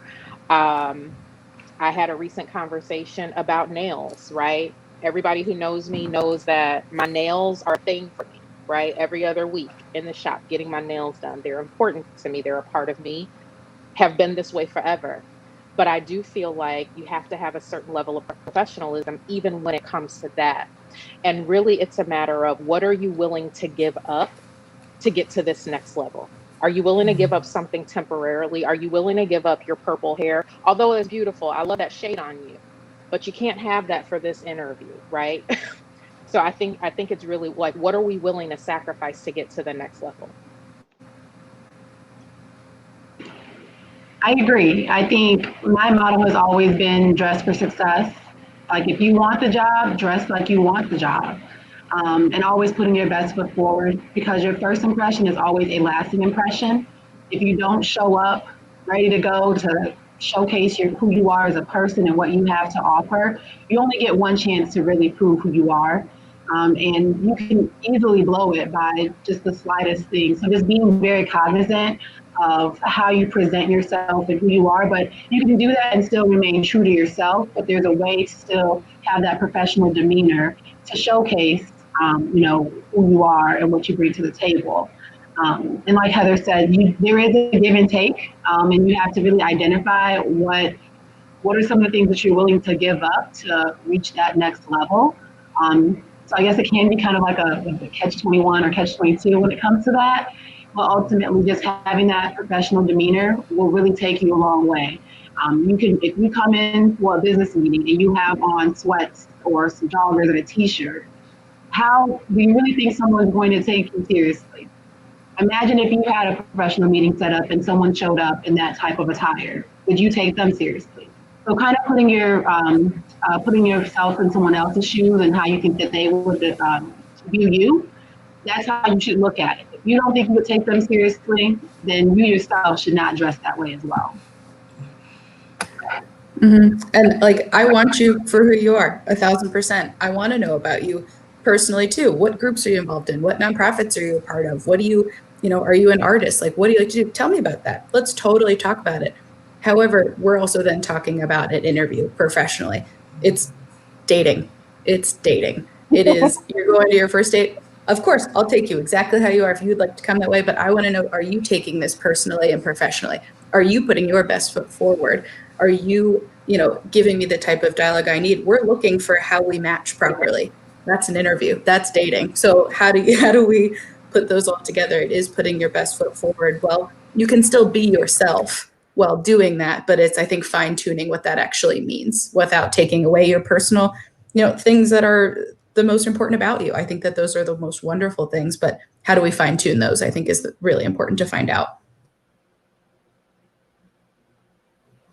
I am in total agreement of everything that I'm hearing. Catherine, if you can kind of give me a check in terms of time, I want to make sure we stay on top of everything. Right, I'm right here with you. I appreciate you. So we literally have 3 minutes left. So if we could do final thoughts. This actually went better than I anticipated it to go. So I've just kind of been listening in, but to kind of bring it all together, especially since our focal point has been placement agencies.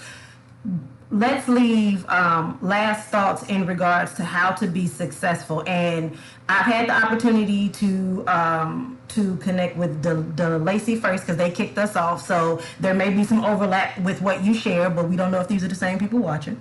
And then I've had the opportunity to connect with Lauren too. And then Heather, you can hold back if you want to, since you're going to have your spotlight in the moment.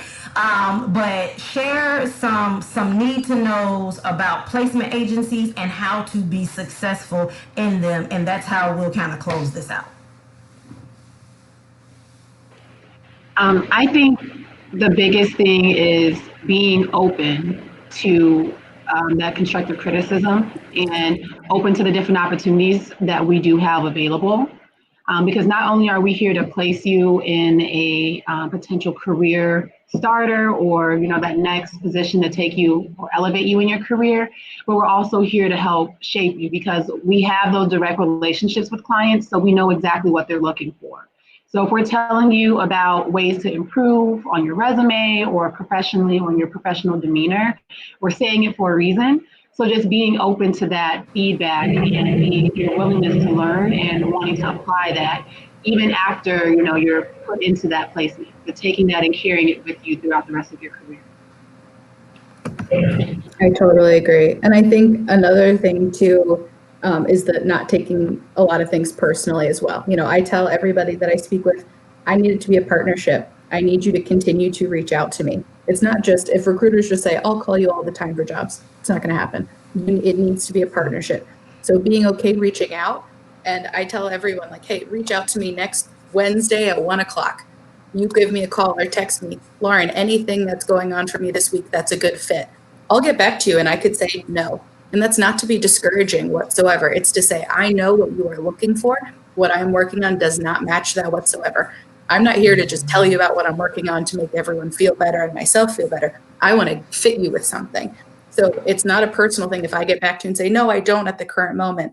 What's new with your job search? What are the types of organizations you're finding right now? Have you been applying anywhere? Let's make it more of a dialogue on that. And so being open to me maybe saying, hey, nothing at this current moment, keep checking back in with me. It's that relationship building and knowing that there's other outlets as well, but I'm here for your best interest for sure, but I'll make sure that I'm being honest with you. So being able to have that open dialogue. I love everything openness. Two things I'm walking away with in terms of the session that we've had, and there's so much more, but just off the top of my head, it's about being, again, getting comfortable with being uncomfortable in terms of, your longevity. So you have to have those, uncomfortable conversations now. And then also just being able to share the knowledge and impart, that knowledge amongst the community that we serve in different capacities, because it's about sustainability. And yes, getting comfortable with being uncomfortable. I love it. And I think that's it. We talked about the soft skills. We talked about those. I'm going to always go back to those email addresses, because if I could just give you a spreadsheet of things I have seen over the years. Yeah. That's a different conversation. And these are free resources. Like anybody, we got to look, I'm on 6 devices right now. Use one of those devices for your good, please. It's important. And I just thank each and every one of you. I want to stay in contact. Like I'm be all on Catherine's back. Like, hey, and I have all that contact info. So if it's okay with you, I would love to stay connected to everyone that we are meeting virtually today. So do me a favor, each of you, Lauren, you've already done this, and I'm gonna let you jump off so you can jump into your Zoom room. So anybody who wants to connect with Ajilon, Lauren will be in the Zoom room. The links are in the caption. Pay attention to which link is which so that you can go into the right room. But Lauren, you've already sent me this, but for Heather and DeLacy, please shoot me an email of how you want to be contacted so that when I share the replay, I'll make sure that I share how to reach you. Again, guys, I am so very grateful for your time. Thank you for your patience and your flexibility. Dealing with technology, we absolutely have no idea what's going to go right and what's going to go wrong, but you guys are troopers, so thank you for being fluid. DeLacy, we will connect again. Thank you for everything today. Lauren, I will chat with you soon. Dr. Shan, I will see you at 11:45. And Heather, it's all you. All right. Thank you. Thank you. So let me make sure that I clear everyone really quickly, and then you can have my undivided attention. Thank you for joining us. Yeah, thank you for your flexibility. Yeah, absolutely. I will tell you right now that I not only tried one webcam but 2 webcams this morning, and neither one of them worked. So, but you know what that means. If something doesn't go wrong, then it's not going to be a good event. So that's what I'm saying. I was like, really? Okay. All right. You got frustration setting in and whatnot. So just drink my coffee. And I got you. So we're good. So tell the people who you are, what company you represent, and what areas or industries you guys specialize in. Yeah, absolutely. So again, my name is Heather. I've been in the staffing industry for a long time. I I actually did. I took some time off. I stayed at home with my kids for about 6 years. Took some time off. Did some preliminary homeschooling, just to kind of get them situated. And then I decided I needed to go back to work. Came right back into the staffing world. Um, I recruit for anything. That's what I tell people. Like, I am not industry or position specific. If you have a role, I will find a candidate. Okay.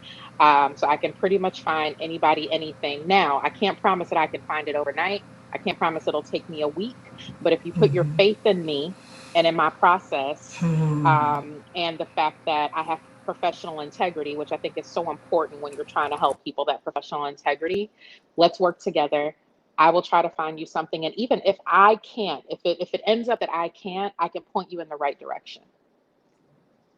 So you said something key. There has been a lot of themes that have been coming across since we started this morning.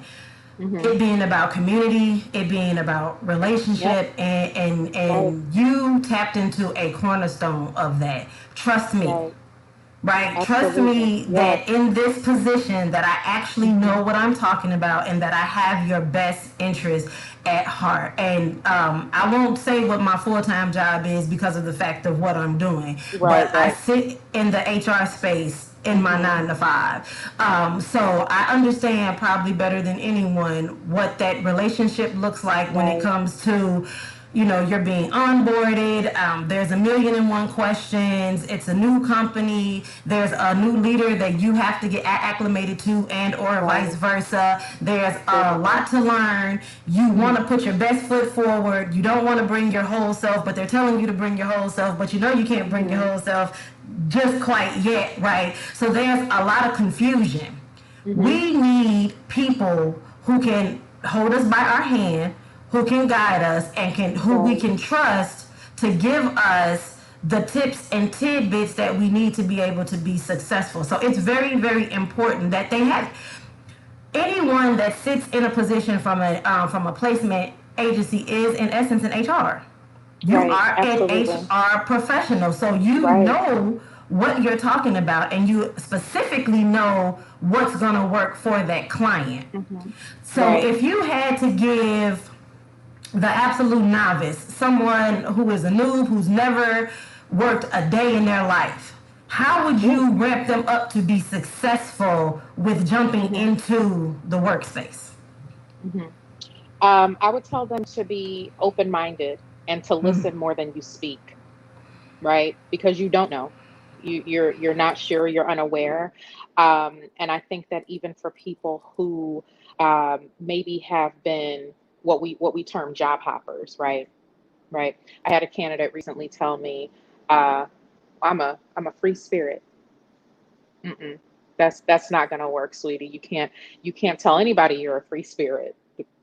I'm glad you told me so I can like redirect you, but you can't tell anybody that you're a free spirit. So it's really just like, again, being open minded, listening more than you're speaking, taking that constructive criticism because that is going to come. And that is what shapes us and that gets us to the next level. Catherine, you've been in the industry just as long as I have. You understand if you have not had that professional constructive criticism, you would not be where you are today, right? And I That think is the more absolute specifically, truth. and I know I'm breaking an HR. I don't know why I'm looking behind me as if somebody's standing behind me, but I know I'm breaking an HR law when I say this, Catherine. But for my people, for our people Yeah. specifically, we got to tighten up. We have to do better. We have to give them what they think that we're looking for. Now, when we get our foot in the door, we can kind of spread our wings a little bit, Just a but you little bit. have to do a little bit, not too Just a much, little a bit. little bit, Yeah. right? And I can tell you exactly how much you can spread your wings depending on the client, depending on the position, depending on the industry.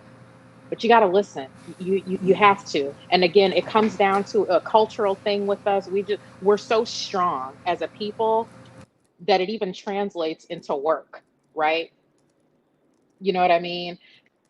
Wishing a so and so would type of situation. We can't take that attitude into our jobs. We just can't.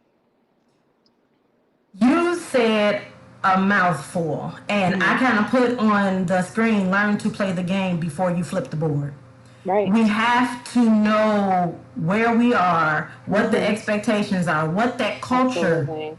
is. And I want to touch on culture a little bit, because I've made Yeah. jokes, right? I'm breaking all the norms. Sitting in the space of career development, I know better than to be out here with braids in my hair and with a hoodie on.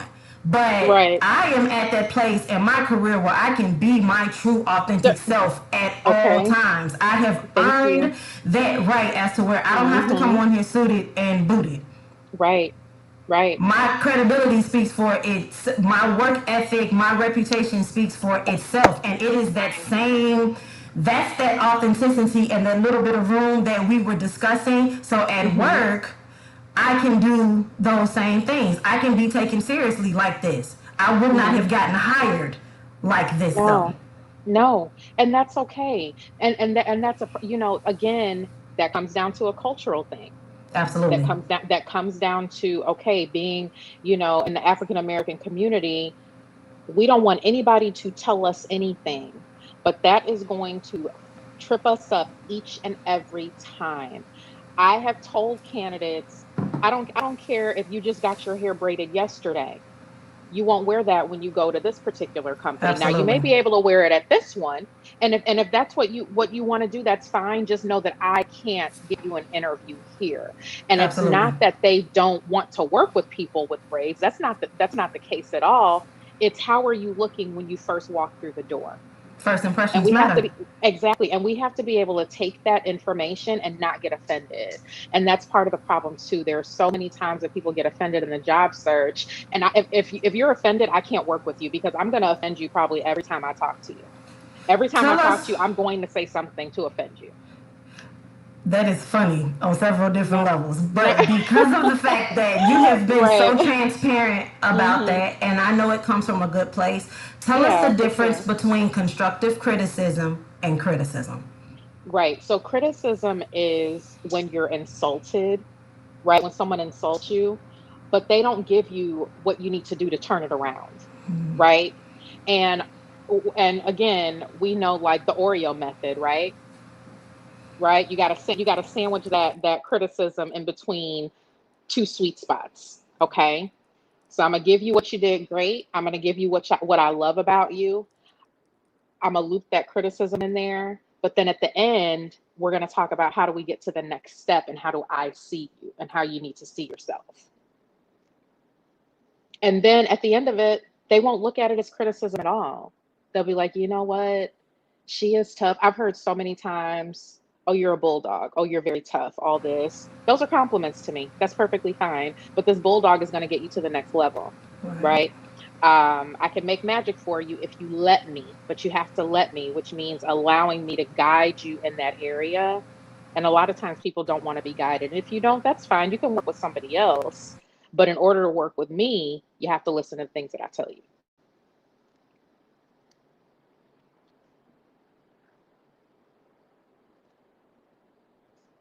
Like you're frozen.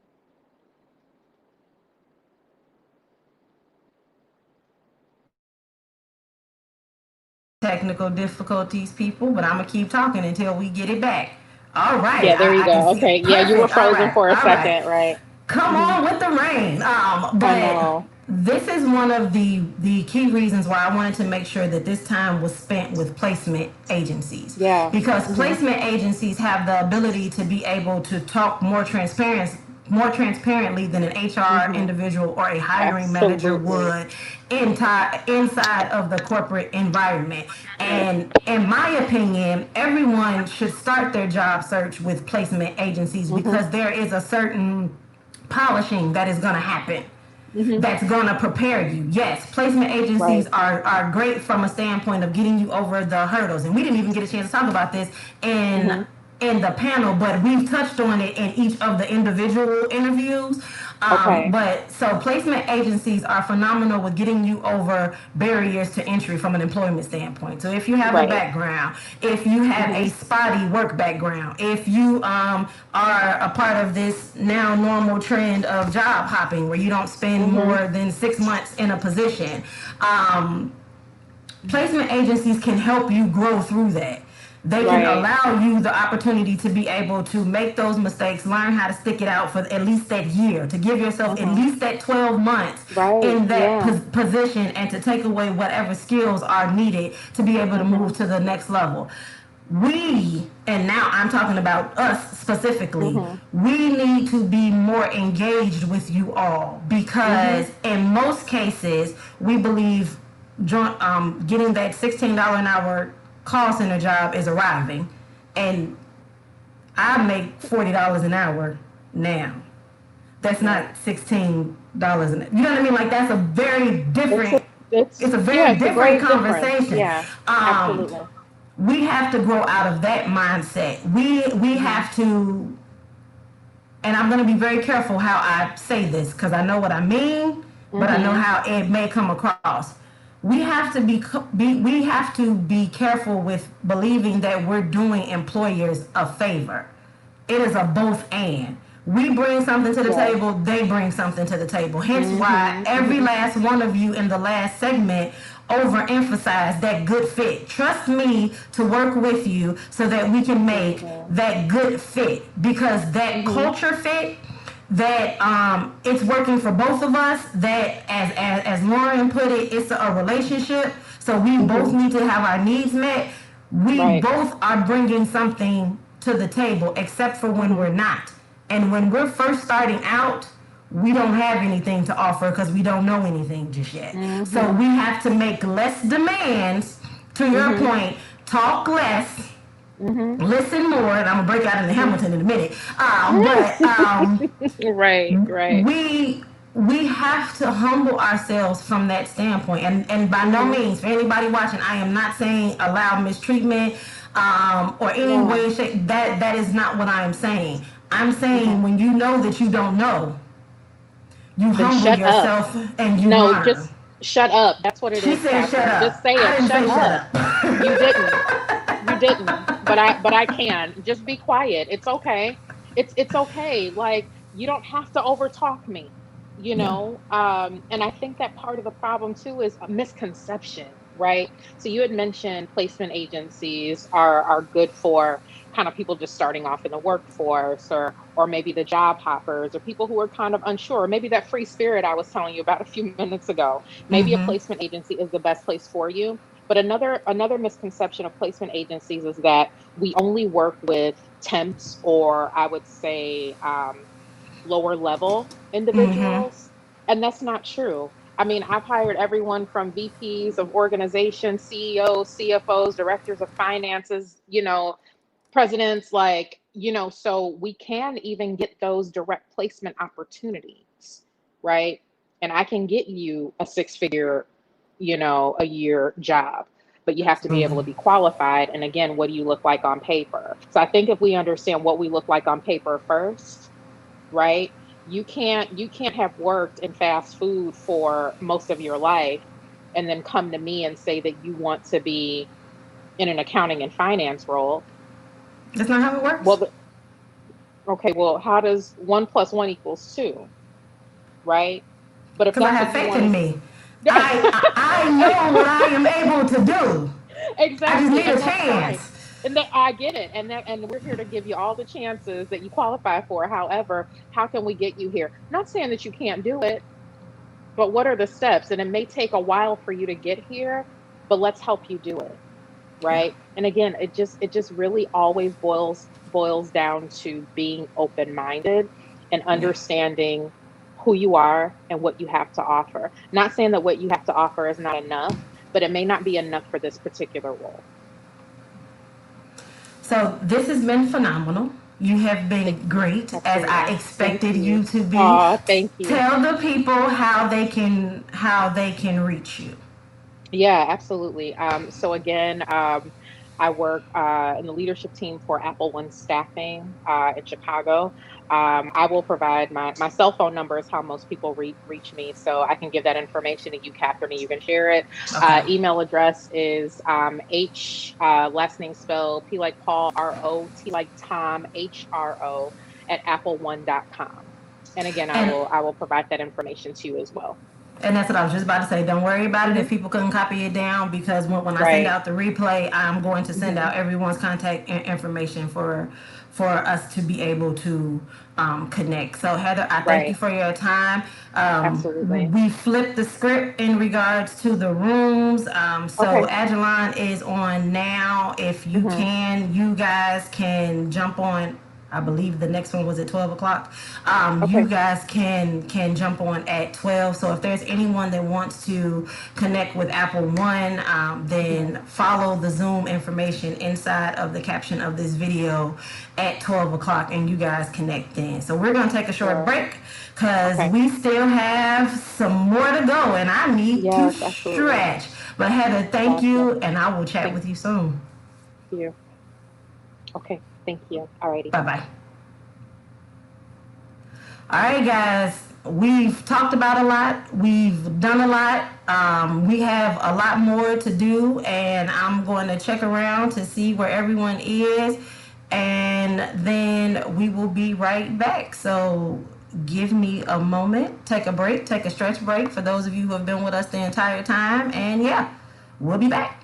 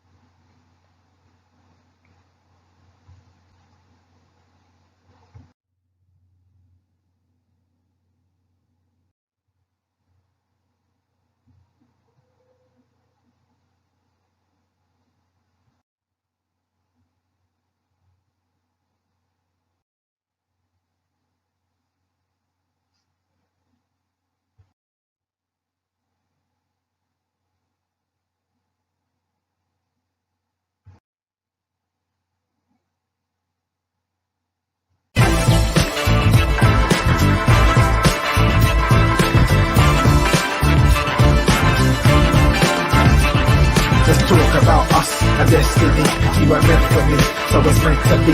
You are still in my head when I went to sleep, so I saw you again when I went to dream.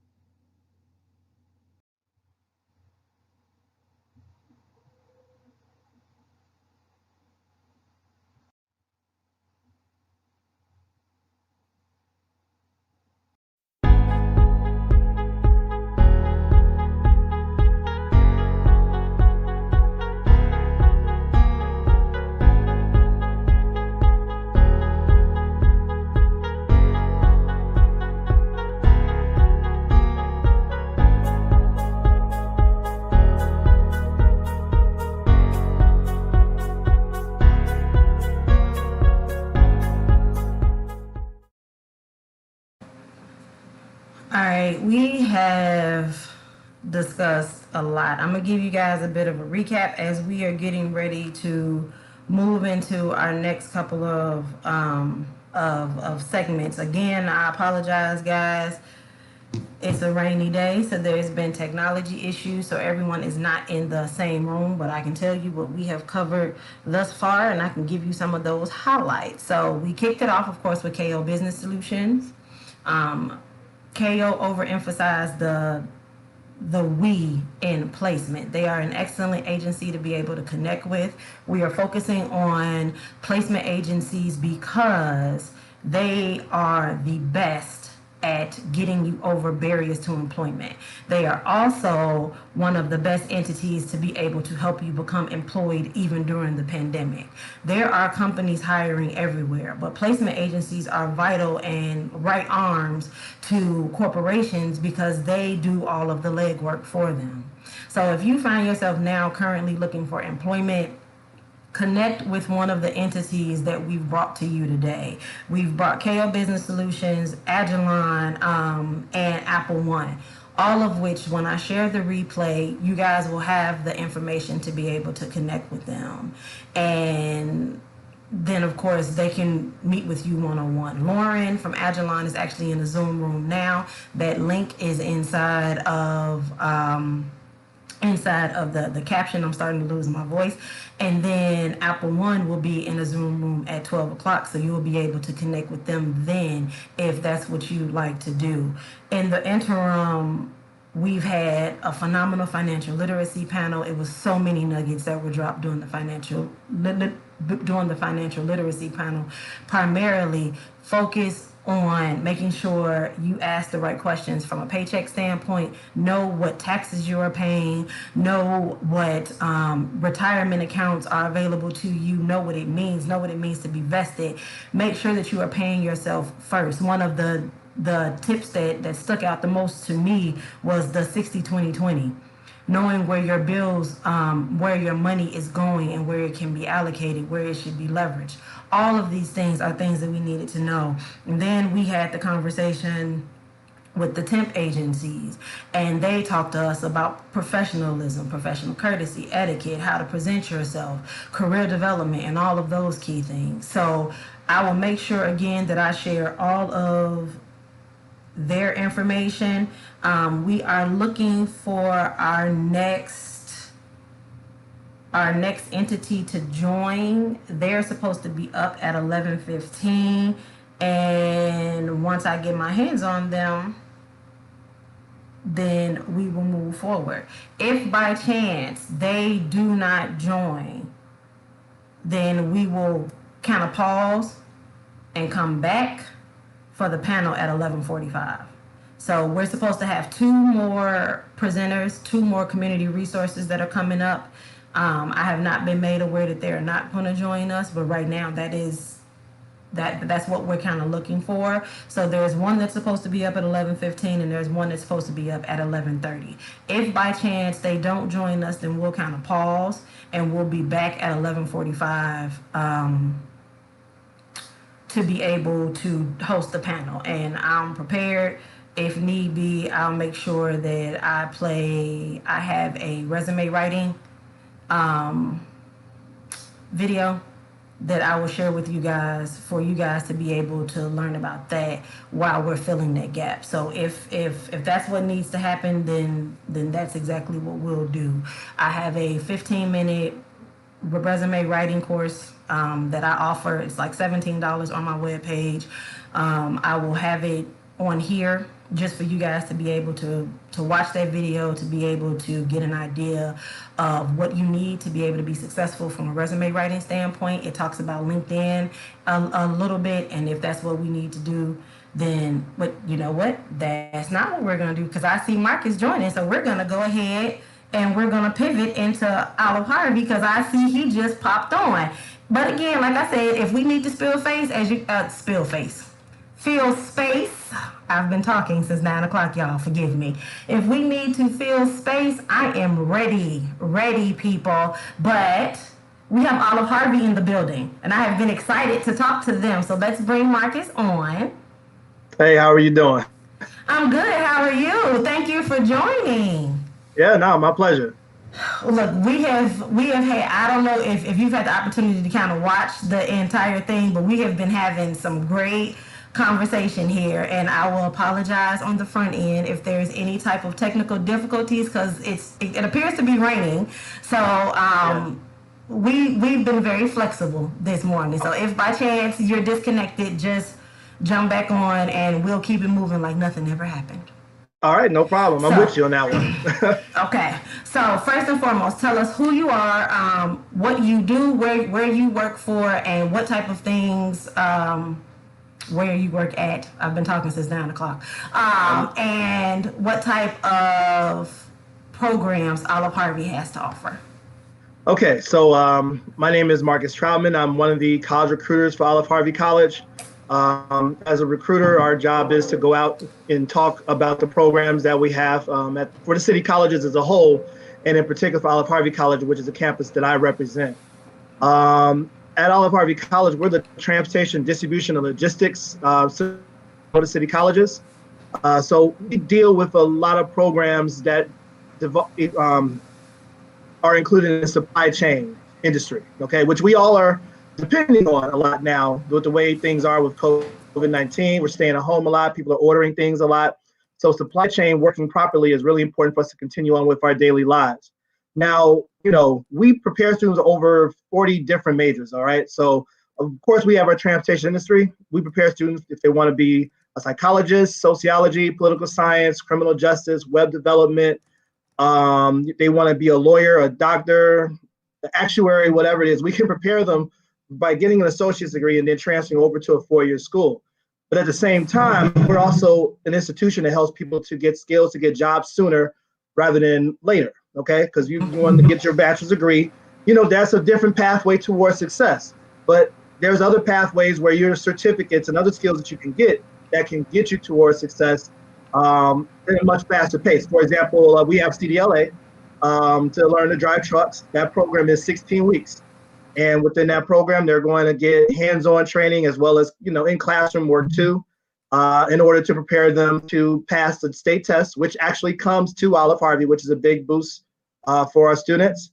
And they'll be able to take that test and be able to be licensed as as a truck driver or CDLA. So they can do a lot of different things with that. But the main goal is to be able to start to drive trucks. We also do CDLB. That one's 6 weeks long. We have a forklift operator training program too. That one's only 4 days, okay? So definitely, again, we run that pretty much like every week. So another opportunity for anyone who's looking to get into it. And it's actually good for young people because our CDL A and B programs, you have to be 21 years old for our program. But for the forklift operator, they can be 18 years old, and it's a good entry point to get into the industry. And they don't need a driver's license. If they have a valid state ID, then they can get into the forklift operator program. Okay. And one thing to know too about our CDLA program that we're still trying to spread the word about is that students can now use financial aid to pay for that program. All right. So and that's a lot. I mean, there's no other programs that I know of that are financial aid for the CDLA program. And a lot of other companies, you have to sign on and have to work with them for so long in order for them to pay off, or for you to pay off them teaching you the CDLA program. But in this way, especially if you qualify for financial aid and you qualify for Pell Grant, MAP Grant, if you don't have to take out any student loans, you can pay for the program with your financial aid that way, and you're not beholden to any company. You can go out and apply for the position that works best for you. So we also teach now auto technology, diesel technology, and aviation technology too. We have a new building right next to our main campus that was completed last year. $40 million to invest into these programs. So they're more enhanced. The students get better experiences. We have a warehouse in the facility too for the city colleges, not being used like it was supposed to because COVID kind of changed things up. Be flexible, right? So you got to change up a little bit. But the auto tech and diesel tech programs, are definitely great opportunities for people looking for skills that are going to always be needed. We work in Chicago, construction city all the time, and a lot of those construction machinery use diesel. And of course, as far as cars go, we all going to be using cars. And it's a great opportunity for entrepreneurship too. And then aviation tech, I really, really like to talk about that one just because I think it's a huge opportunity, and it was brought to our side of town to really encourage university into this area. We do it in partnership with a company called AAR, and I mean, literally, students are in that program to learn to become sheet metal techs. The whole goal is for them to get certified, to get an opportunity to work for them, or work for AAR. Okay, so it's 10 weeks long. They learn safety measures, riveting skills, so everything they need to do to be successful at it. So if you were to get through that program, the ideal situation, of course, is you graduate, you get the certificate, you get a job interview with AAR, and then you get hired by them. They have 5 locations where there's job opportunities. That includes Rockville, Illinois, Indianapolis, Duluth, Minnesota, Oklahoma City, and Miami. So there's no position directly in Chicago. Rockville, Illinois is the closest one. However, the apprenticeship is paid. So you'll be an apprentice for 6 months. It's between $15 to $17 an hour, depends on the location that you're at. And once you complete the apprenticeship, then you'll become a level 3 tech. Level 3 tech starts between $34,000 to $36,000 a year. You're going to get opportunity overtime, so that would be that could be up to $5,000. You're going to get full benefits. So literally, the ideal situation is someone goes to this program, they go from not making anything to close to $40,000 a year by the end of that year. That's a huge opportunity, I believe. So that is huge, yeah. So we're definitely excited about that program too. And we also just recently started cybersecurity at Olive-Harvey, a basic and advanced certificate, and a cannabis dispensary specialist program as well too. So those are some of the newer ones that we have as well, that came with having that new building too. Of course, cannabis becoming legal now in Illinois. But those are the programs that we offer as far as how students can pay for it. For young people, we have the STAR Scholarship. I can't speak highly enough about how great of an opportunity that is.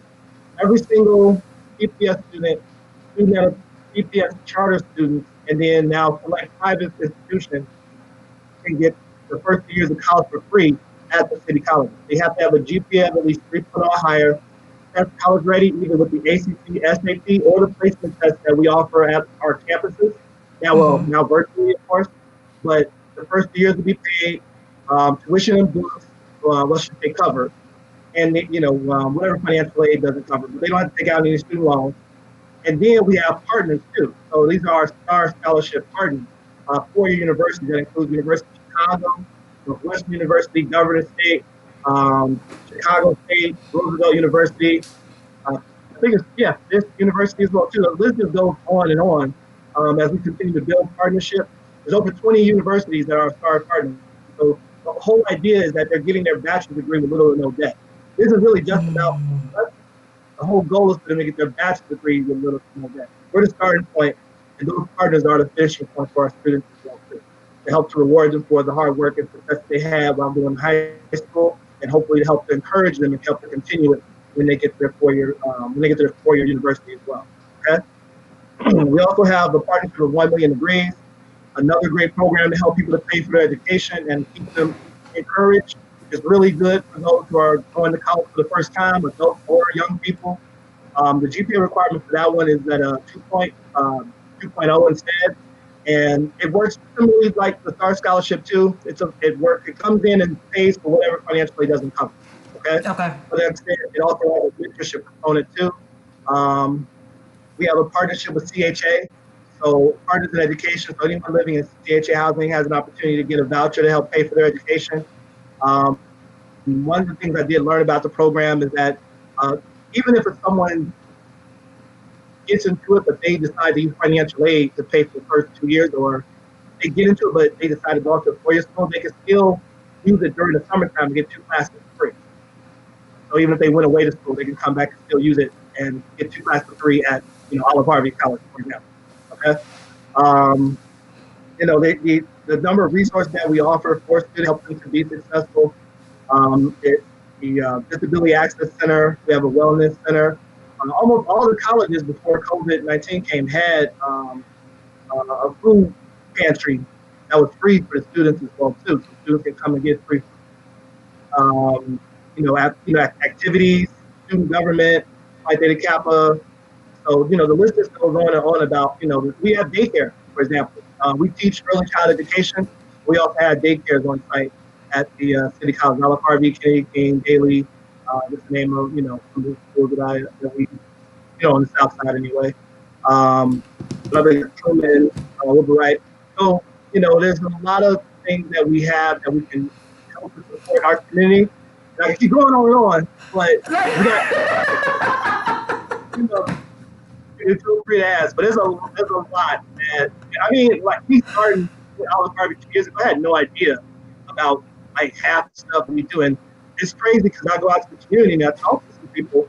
Some people don't even realize, or I guess remember, that we have training.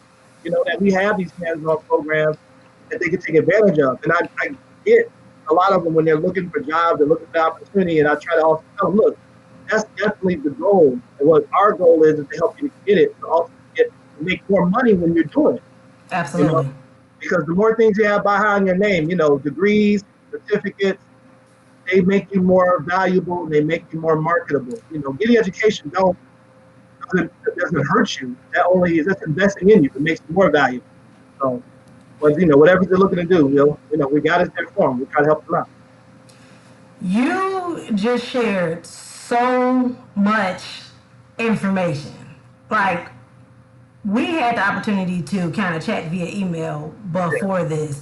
And then because of the fact that I sit in the HR space, I'm pretty aware of what's out there from a city college standpoint. But to your point, the average individual has no idea. And you even went as far as to explain that financial aid for Olive-Harvey covers all of these things. For those trying to go to truck driving school, one of the major hurdles is that they can't afford to pay for it out of pocket. And then I guess if you're not on unemployment and you can't get and you can't tap into the WIA grant within that time frame, you don't have the means to be able to pay for this unless you go to work for one of the companies that will pay for you to be able to get licensed as long as you commit to them for X amount of time. So the fact that you just named like 20 programs, and I might be exaggerating, but it felt like there were like 20 different options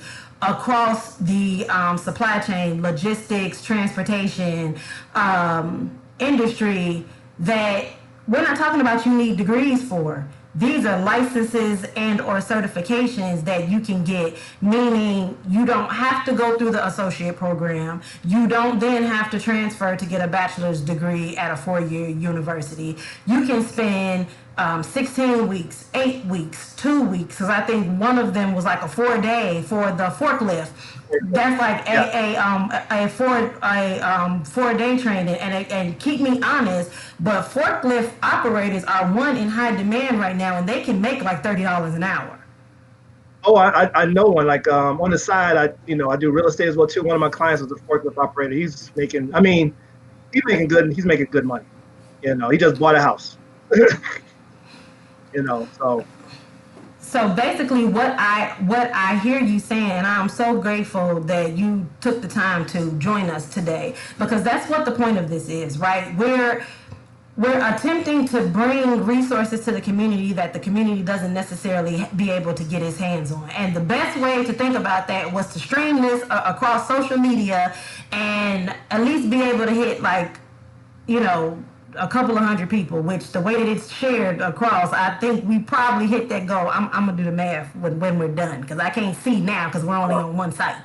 But ideally, to be able to get that information out there, and I'm gonna share the replay via YouTube, so that people know that you guys exist, that there is opportunity there, that you are literally looking for people, like knocking on doors, looking for people to be able to come in and take advantages of these resources. Because I know one of the main things that we say is, well, there's no help, there's nothing out there, or I don't know how to get started with even connecting to the right type of information.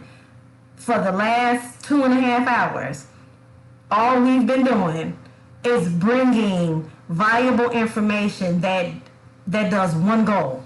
It has one goal in mind. It helps you get over that hurdle. The information has hit you in the forehead in your living room, how would someone get in contact with? Now, I'm going to ask you to shoot me an email once you're done, because once I do the reshare, I'm going to put everyone's contact information in there. But just for the people who are watching right now, how would someone get in touch with you, and generally, what does the process look like to get registered with Olive-Harvey? All right, so you can email me at mtroutman, so mtroutman @ccc.edu. The process to get started would be to apply online. The application that we have it takes maybe 5 to 7 minutes to complete the application online. And that's something when I email you, I can send you the link itself. But if you go to our website, you'll go to Future Students and then click Apply Now, and then you'll be able to start an application process. You choose the city college that you are interested in applying for. Even if you make a mistake and you choose, let's say, here in Washington, for example, but you really wanted to do the forklift training program, you would just have to get in contact with us, contact with me or our admissions team, and then they'll change your application to Olive-Harvey College so you can enroll in the correct program that you're interested in, okay? After that, then the admissions specialists are going to help to guide students. So one of the most important things, since it is the City College of Chicago, in order to get the correct tuition rate, you have to prove that you're a citizen in Chicago. So your driver's license, state ID, that's usually the easiest way to go if it matches with, your application. And, that's the easiest way to get your proof of residency. But if not, then there's other ways to do that. And the admissions team will give you the information for that, like your bills, utility bills, anything stored with your name on your address, okay? After that, then it's a transcript from CPS. They're usually really easy to get the high school transfer from CPS and other high schools in Chicago. And if you need to take any placement tests, you got to take those, and then you can get registered. But it just depends on, every student's going to be a little different depending on the program that you're interested in. Okay? Which is completely fair. Yeah.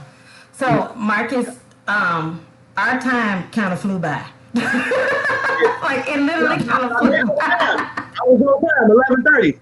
I did it right. Yes, I appreciate you beyond words. I want to thank you so very much for your time. Please shoot me an email with that contact information so that I can share it. Of course, feel free to hang out if you want to watch the rest. I think I sent you guys that link so that you can watch. And I will connect with you soon. Thank you so much, and have a great rest of your day.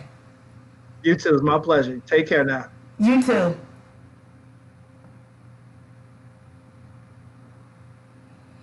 All right, guys, we are shifting gears. This is our last one-on-one until we do our panel, and we are going to close this out with a restorative justice panel. I promise you this is a conversation that you all are not going to want to miss. That starts at 11:45. So by fate, it works that we're talking to the Bell Project right before we go into that. Sam, thank you so very much for your flexibility and your patience. Today has been crazy. I know next time I have a list of lessons learned for me, but I'm still here and I made it. Yes, ma'am. Well, thank you, Catherine, so much for having me here today. I'm really excited to share about the Bail Project and to speak on this panel next. Now, your program is something that we need to know about, and I know the Bail Project is known nationally. However, your presence in Chicago is somewhat new. So tell us who you are, what you do, and a little bit about the Bail Project. Yeah.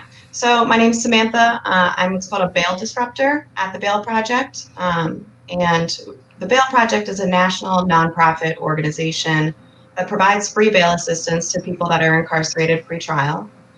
We are what's called a revolving bail fund, which for us basically means we're trying to identify the individuals that we think will have the highest probability of returning to all their court dates, not picking up any new cases, and engaging in whatever supportive services that they might need to be successful, so that if they do all of that, at the end of their case, we get the money back and use that same money over and over and over again to keep bailing out more people and helping out more families.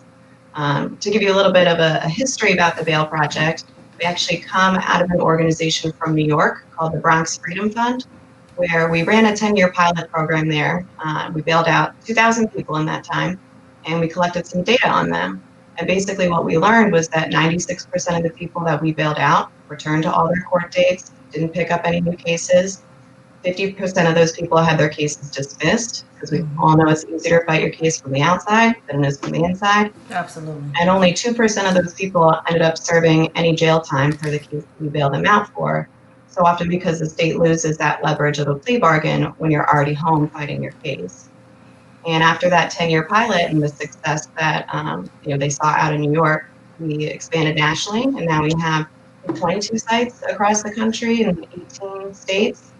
And we've been in Chicago for about a year now, a little over a year. And in that time, we bailed out about 1,000 people, equates to about $3 million in bail. And we see the same success here in Chicago that we saw in New York. We have 97% of our clients returned all their court dates, don't pick up any new cases. And so far, for the cases that have completed in the year that we've been here, about 50% have been dismissed. And not only are those cases dismissed, but our clients are going back to court with jobs, right? With a GED, with employment certificates. So we have what we call a community release with supports model.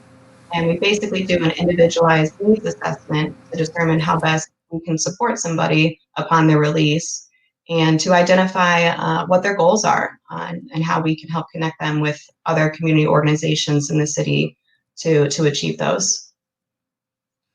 So you touched on a couple of things. One, I would be remiss if I didn't say congratulations. Like that 97% rate is actually, that is phenomenal. And it's really, I can't take any of the credit here. All we do is post the bail. We send text message court reminders to our clients for all their upcoming court dates.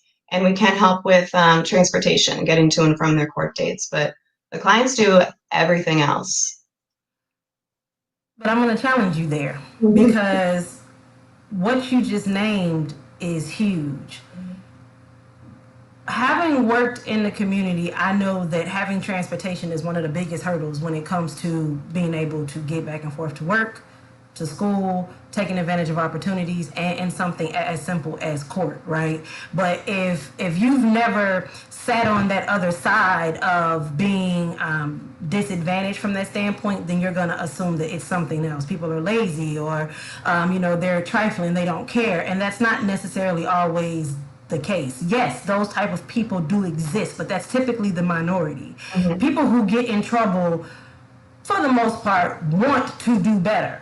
They got in trouble, depending on what it is, because of the fact they felt like they didn't have any other option. And this is not a make an excuse type of conversation. It is the reality of what happens and how people go down the wrong path. And it's also why something like the Bail Project and bringing this option to the forefront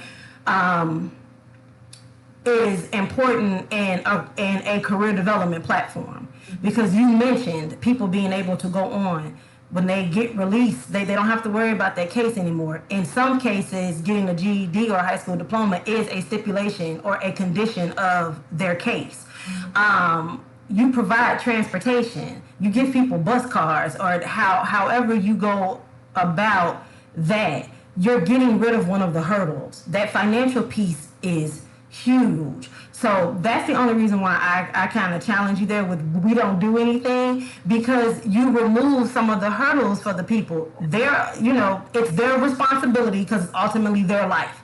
We will not take anything away from that.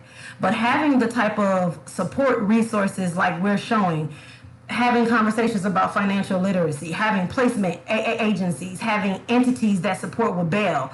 Can you tell us how many people are sitting in the county now just because of the fact that they can't bail themselves? I don't know if you have that information, but if you do, can you kind of give us a ballpark of that to kind of paint that picture?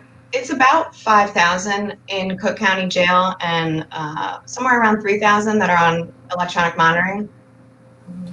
And simply, but because of the fact that they couldn't afford to post bail, they still have to be attached to the system. Yeah, absolutely. I mean, even a lot of our clients do have house arrest requirements, and so it's a huge challenge, and that's the hurdle that we can't help very much with. Right. But at least we can get them home. You know, they can go to court, you know, dressed in their Sunday best, you know, not handcuffed and brought behind from the judge's chamber.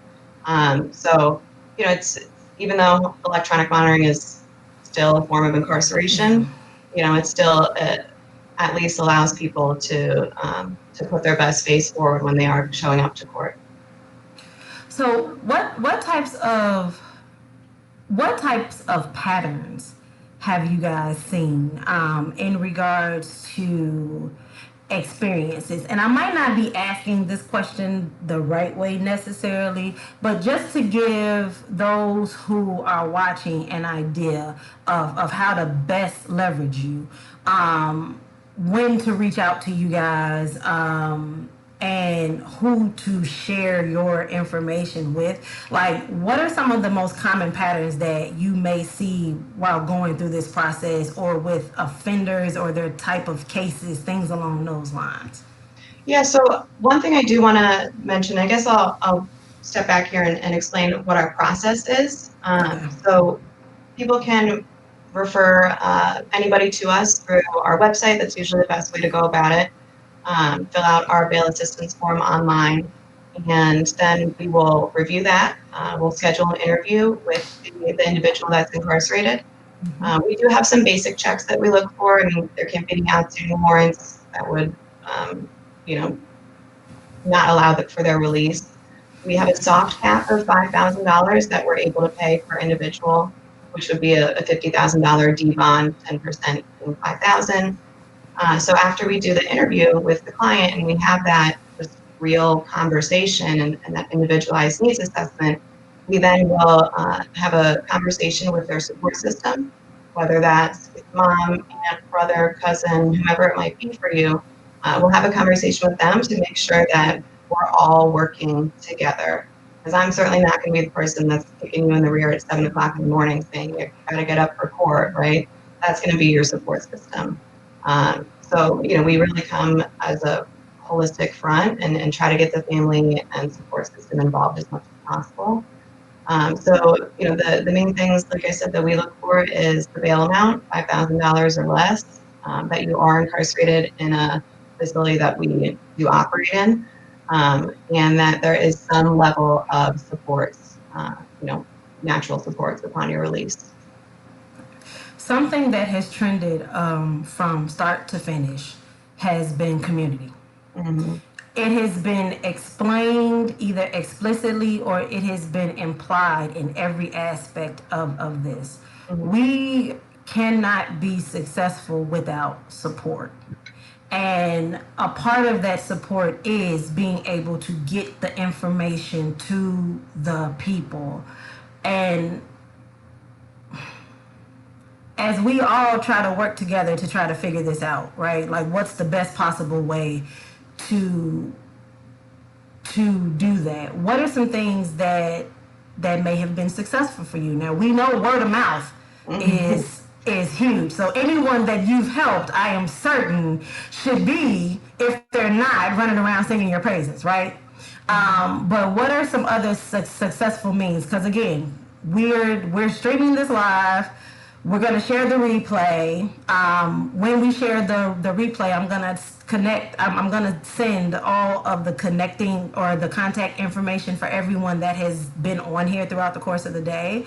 But is there something else that we can do to connect with us?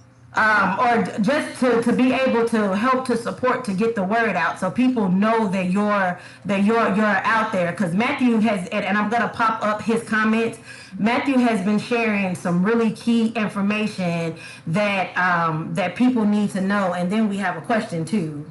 Does soft cap mean that there's a chance that someone can be supported if their bail is higher? Yes, absolutely it does. I would encourage people to still submit referrals to us for really any bail amount. We do just we try to just take a little bit more in-depth understanding of that person and their situation, but it does not mean that they are disqualified for having a higher bail amount. And that, and Latoya, thank you for asking that question, because if you look at this from a 30,000-foot view, then one may assume that it naturally means that, well, if my bill is more than $50,000, then of course I'm not going to qualify. No, it just means that you're going to have to ask a couple of more people for a few more dollars. But we can support you like up to that 5,000. So that's huge. So I'm sorry, I didn't mean to derail you with that question, but that was a really good question.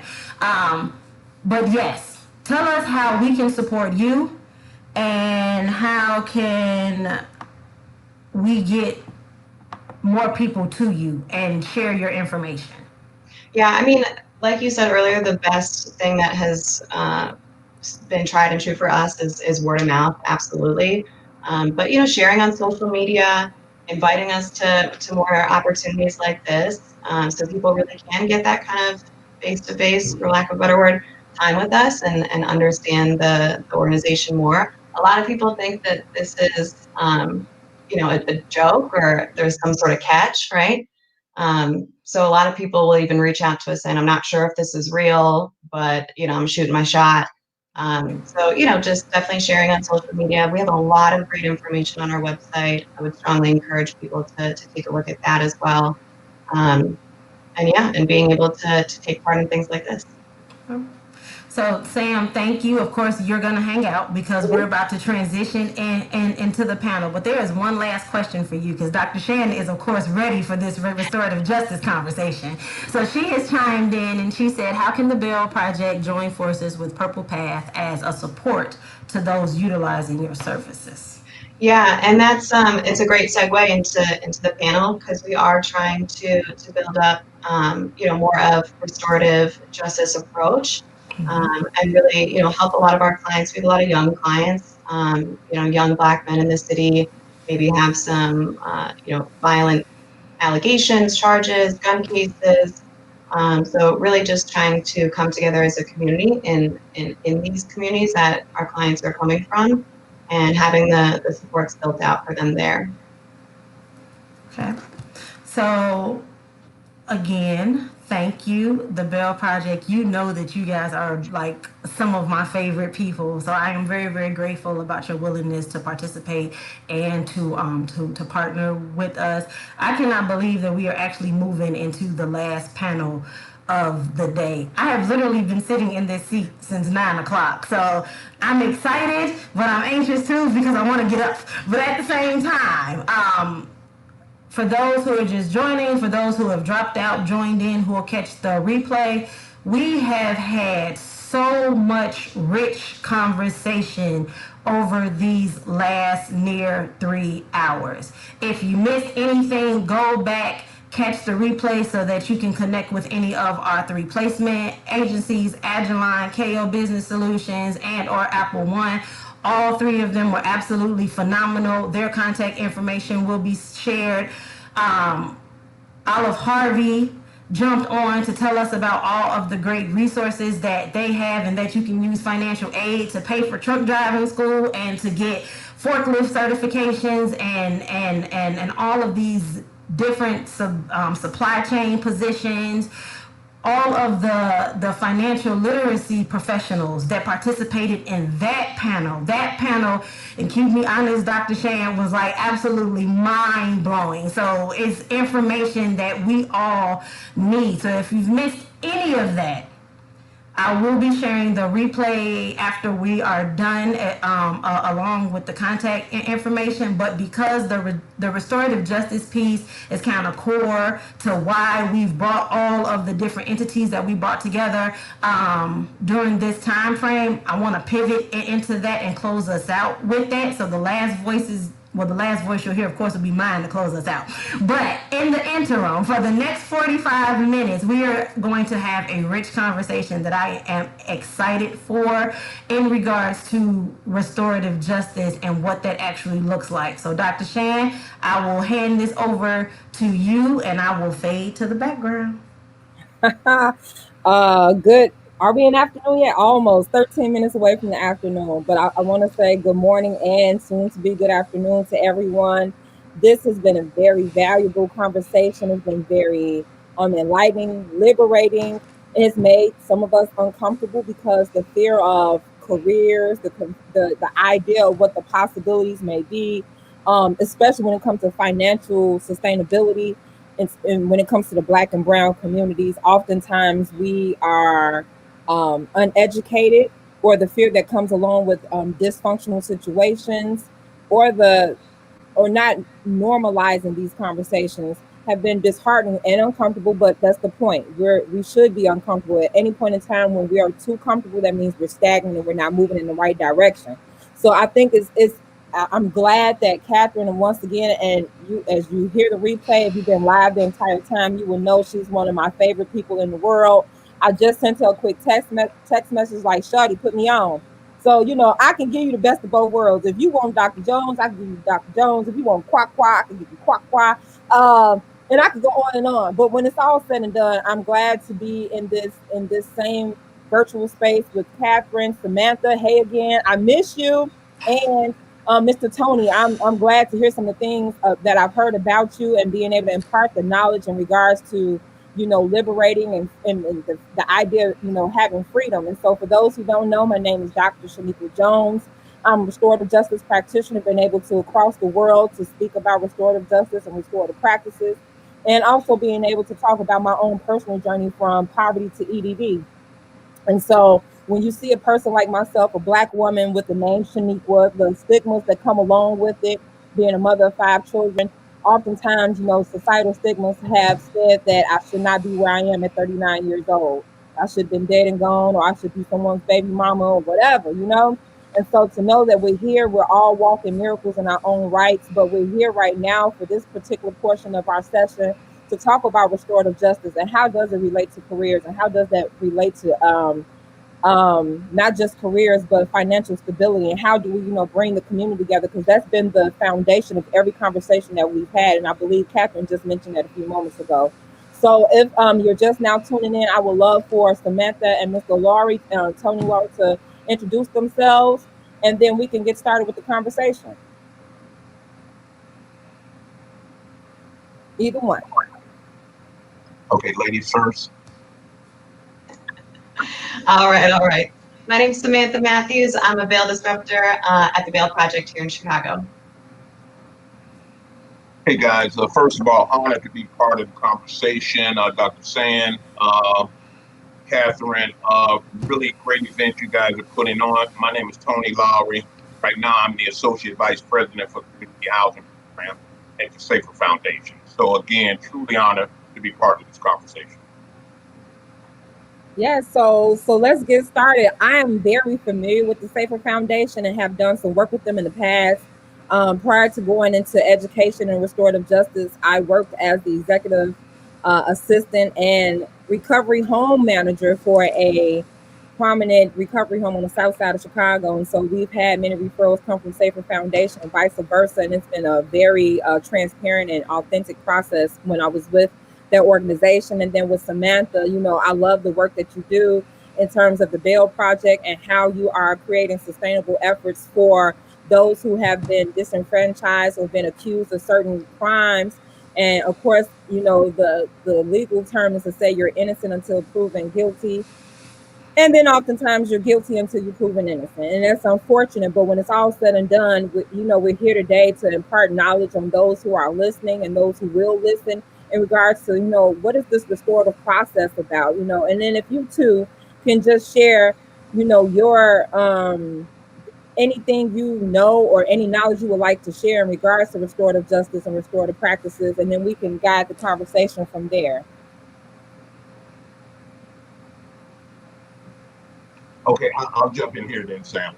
And again, a little background on Safer. Safer has been providing what we call reentry services since 1972.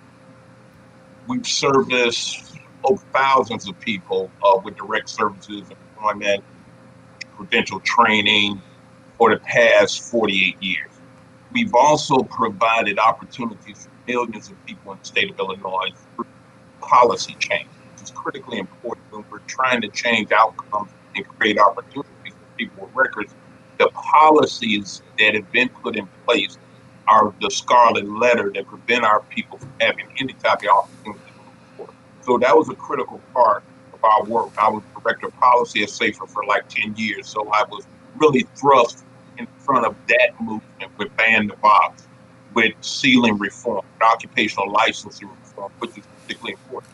Because again, and I think Dr. Shan talked about the presumption of innocence, but if you're a black or brown person in this country, is the presumption of guilt.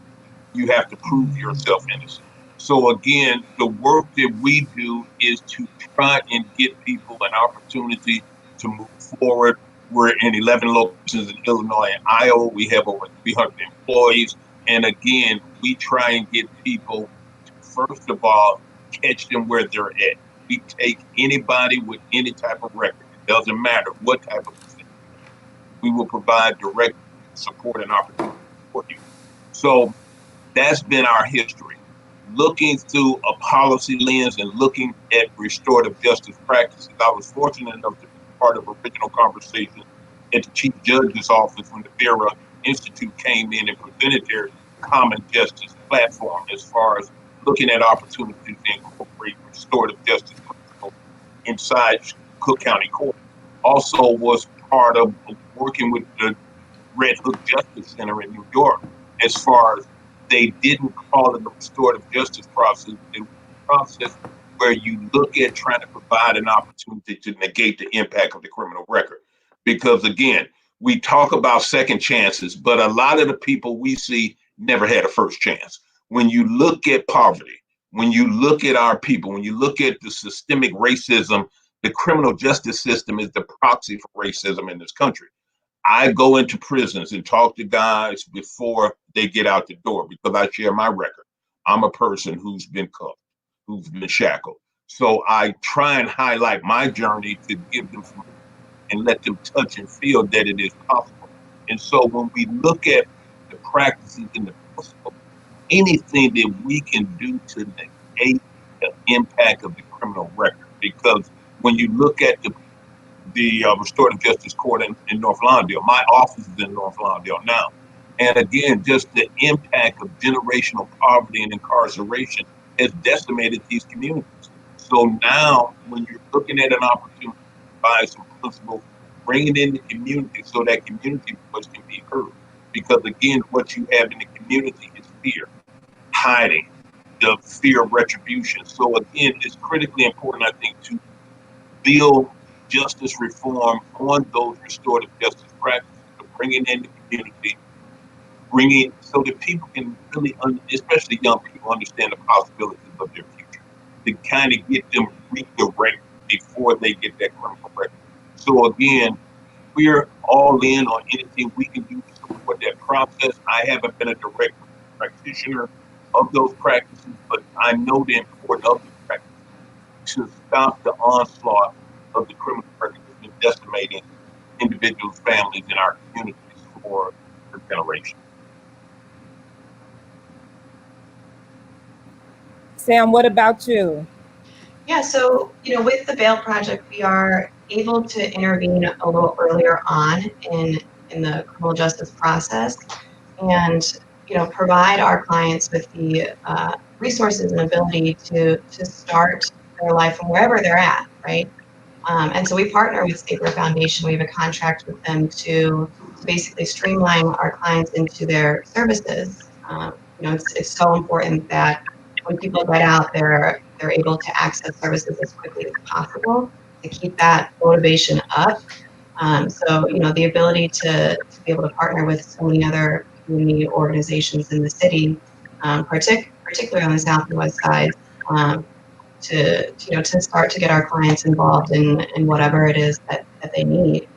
Yeah. And so, if I'm able to do so, if I could take a step back, because what I don't want to do is assume that people know what restorative justice and restorative practices are. And so if I can just kind of give a brief definition that we all can share, and anyone can chime in the chat section if you have additional questions, because I do see one question from Matthew McFarland. So no, Matthew, we will address that question. But restorative justice is, for me, a way of life. It's not a program. It's not something that just comes and goes. So when I say it's a way of life, it's understanding that There are times where we have been harmed, we have been misunderstood, we have been disenfranchised, we've experienced conflicts, anything that may have been disheartening or uncomfortable to those who we are in connection to. It's understanding that we're coming together as shareholders to get to the bottom of the reason why the situation happened. So it's not saying that Samantha is a problem. It's not saying that Tony is a problem. It's saying that Samantha is a person, Tony is a person. I want to see you as people, and I want to humanize those who have been dehumanized and bring them all together so that we can come to an idea, an agreement as to how we will move forward to make sure that that unfortunate situation do not happen again. And if for any reason, because life happens, right? And so there are going to be times where there are conflicts and misunderstandings. But when that situation arises, even if it comes in a different form, that when it happens, that we can come together as one and handle it, because we're holding ourselves accountable, we're holding each other accountable, we're building social capital, we're building competencies, we're building relationships, and we're doing this all in a safe environment. And so when I think of restorative justice, I try to allow people to think of it as the ABCs: accountability, building competencies, relationships, social capital, and community safety. And so when we think about restorative practices, they have the opportunity to be positive. They have the opportunity to be proactive, because restorative justice, keep in mind, will always be reactive, because think about it. We're restoring justice, which means there was a harm, and now we're coming together to, in a reactive sense or reactive approach, to come to an agreement as to how we're going to move forward. And moving forward doesn't always mean we're going to have a kumbaya moment. Moving forward doesn't always mean that we're going to see eye to eye, but moving forward is that I see you as a person and I don't see you as a problem. And then when I see you, it's not going to be like, hey, Joe, we finna turn up. It's none of that, you know? And so when we think about restorative practices can be reactive, but it has the opportunity to be proactive, meaning that it doesn't always have to be a problem, the reason why we're coming together. It's saying that we're building community. Those same ABCs are something that we can hold each other accountable to and go through this process together, because it's a way of life. And then also understanding too that we all have to have healed from something, and that healing process is not a one and done. Things that have happened to me and when I was a child, like we could talk about adverse childhood experiences. That's a whole nother discussion within itself. But when we think about restorative justice, it's about those things that may have happened in our lives that shaped us to be the people that we are. And if you haven't healed from a particular situation, what happens is if Tony say a key word, if he say rape, the things we don't want to talk about, then automatically that's a trigger for me, because that's something I haven't healed from. And that's not making me a bad person, but what it is saying is that I have to dig deep in my soul to figure out what it is. And a lot of times it's not work that you can do alone.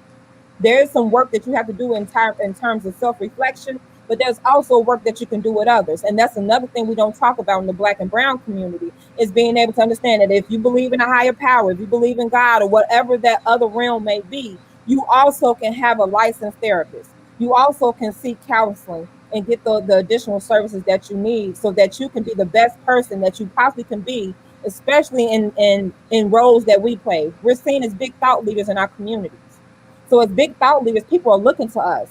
They're looking to us for answers. They're looking for us to model the way, and they're looking for us to impart knowledge upon them. But if we have things that we are not healing from, purposely not healing from, then we serve a disservice as much as we do ourselves.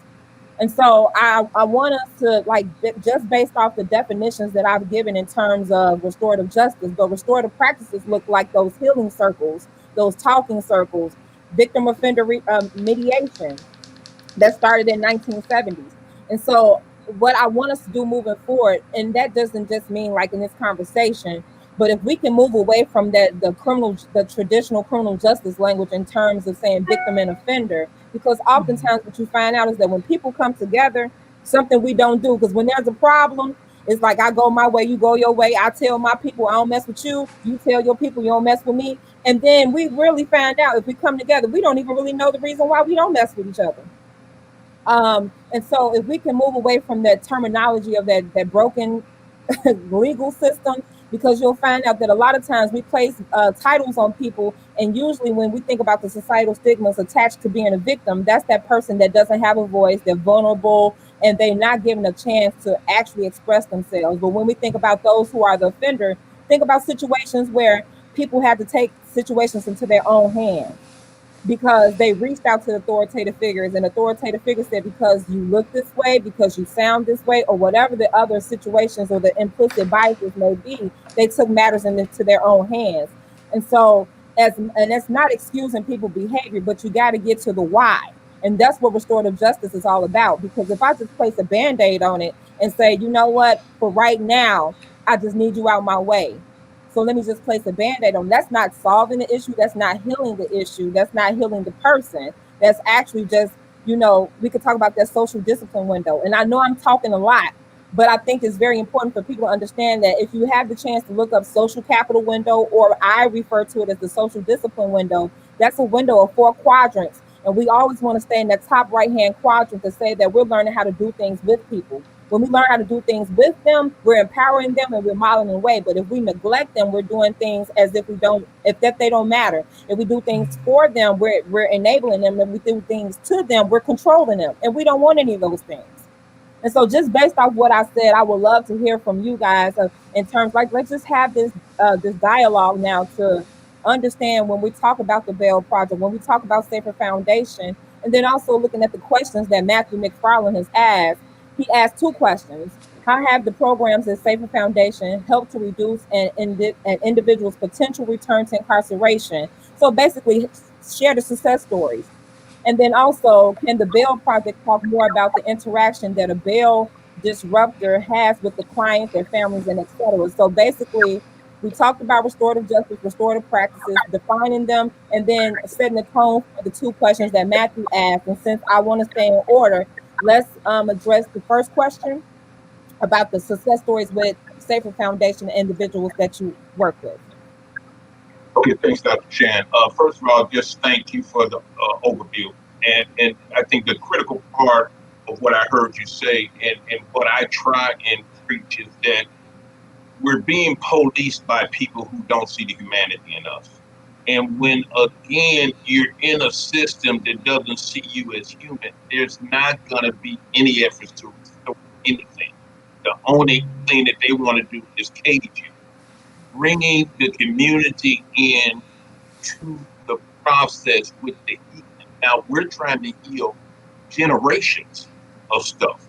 I always recommend that a person tries to guide themselves, or we support guiding them to some type of therapist. We've opened up a wellness center now at Safer, where we can provide those services on site.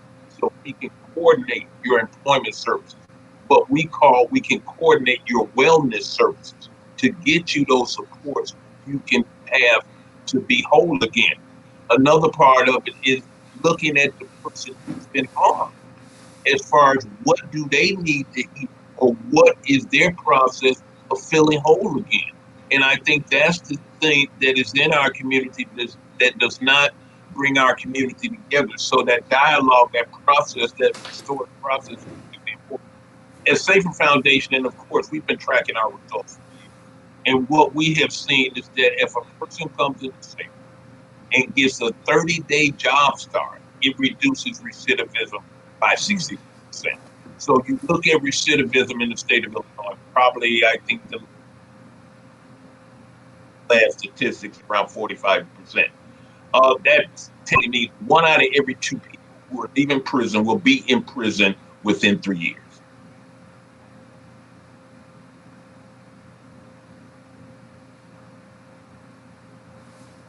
Dr. Shan, you're muted and Tony froze. And that's what I'm sorry. Yeah. Yeah, I think I was saying that Tony is froze at the moment. In the meantime, is it a way that we can mute Tony and then Samantha can pick up where he may have left off? Yeah. Okay. This is technology, people. We're in this together.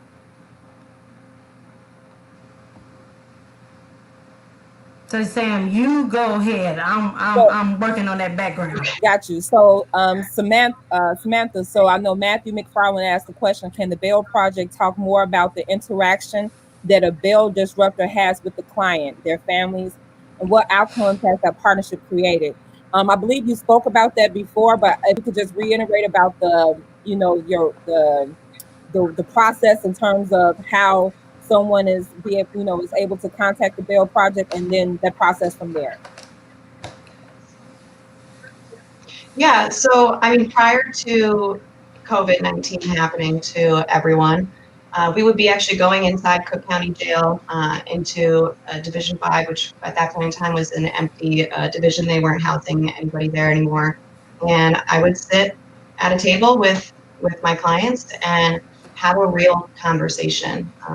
The first thing I typically ask my clients, almost as if we're on a date, is tell me a little bit about yourself. Like, what's going on in your life? Let's get a little comfortable here before I have to start asking the more difficult questions to answer. And really trying to help facilitate them being comfortable with sharing their own wants and desires and dreams and goals, so that I can help, link them to that once they're released. And the conversations we have with their families and their loved ones is pretty much the same. It's just very real, straight to the point conversations. We're not trying to beat around the bush. We're not trying to put anybody down. We're trying to get at the root cause of what might be bringing this person into the position that they're in, and how can we work together in supporting them in getting out of this and really changing the trajectory. Thank you for that, and thank you for reiterating that question. And I see that Mr. Tony is back, correct? Yeah, back on. Okay. And so what I love, if you are hearing everything, for those who are listening and those who will listen, you see that how all this ties into restorative justice, because we're doing things with the individuals. We're not placing them in situations they are unfortunate situations, and they are reactive in a sense, right? But at the same time, it's about your wellness, it's about your well-being, and it's about working with you and not working for you and not doing things to you. It's about getting to the root cause of what's happening in your life, so that you can be the best person that you possibly can be. What I love about this conversation, Catherine, too, is that you have some prominent people who are on the call, and they are leaders in their own right in terms of Safer Foundation and the Bail Project. And oftentimes, if you are from the Chicagoland area or even in close proximity to, that you've heard these names before. And so if you have questions, please feel free to ask them, because a lot of times we say we don't have access and we don't know the knowledge, and but we're here, and this is free knowledge. And I know in the streets they say this is free game. Take it for what it is, because these are the faces of the individuals who are making a difference in the lives of those we serve. And then too often we hear about all the things that are going wrong. We hear about the ills, we hear about the killings, we hear about the shootings, but we don't hear about the people who are on the other end helping in the trenches. And that trench work is very tedious, but we're here. And so I think I want to go back to where we left off, Tony. If you can continue where you left off, I greatly appreciate it. Yeah, thanks, Dr. Shan. As far as talking about recidivism, and again, you look at recidivism of say 45%, meaning 1 out of every 2 people will return to prison within 3 years. If you can get a job and stay on that job for 30 days, recidivism drops to about 20%. So that means instead of 1 out of 2, 2 out of 10 people are going back. If you can stay on that job 365 days a year, your recidivism drops to about 8%. So again, when we tie in the employment services, the training, the educational services, it's critically important to provide the additional support. We had to transition our services to make sure that all of our case managers and direct service people have had trauma-informed training. Because when you look at our population, the incidence, the impact of trauma, and the systemic trauma that we all face as far as being people of color in this country, we have to address that. We have to open up avenues for those conversations. So with opening up that wellness center, we're trying to treat that whole person. Whatever the issue may be, whatever support you need, we've launched new programs as far as connecting with people as soon as they come out the door. And we also have launched a virtual platform where at saferfoundation.org, you can sign up for services immediately. Online, website, take your information, you're ready to roll, get you the training you need, and also get you out into the community, start you working. So again, it is critically important that we have to see the humanity of the people we serve.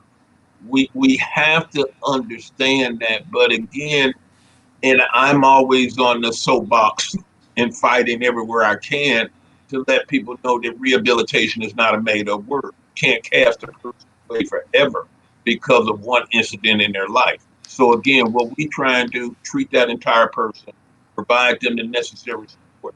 And we know our services work. They save taxpayer dollars, but they also rebuild individuals, families, and communities.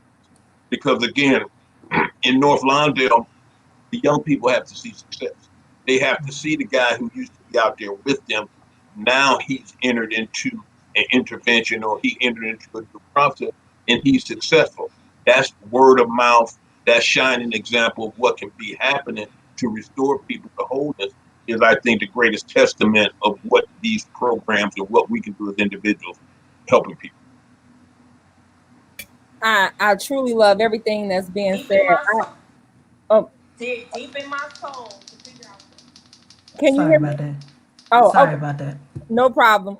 I had the pleasure and the level, the highest level of discomfort to present to in a national conference about the restorative approach to racial unrest and COVID-19.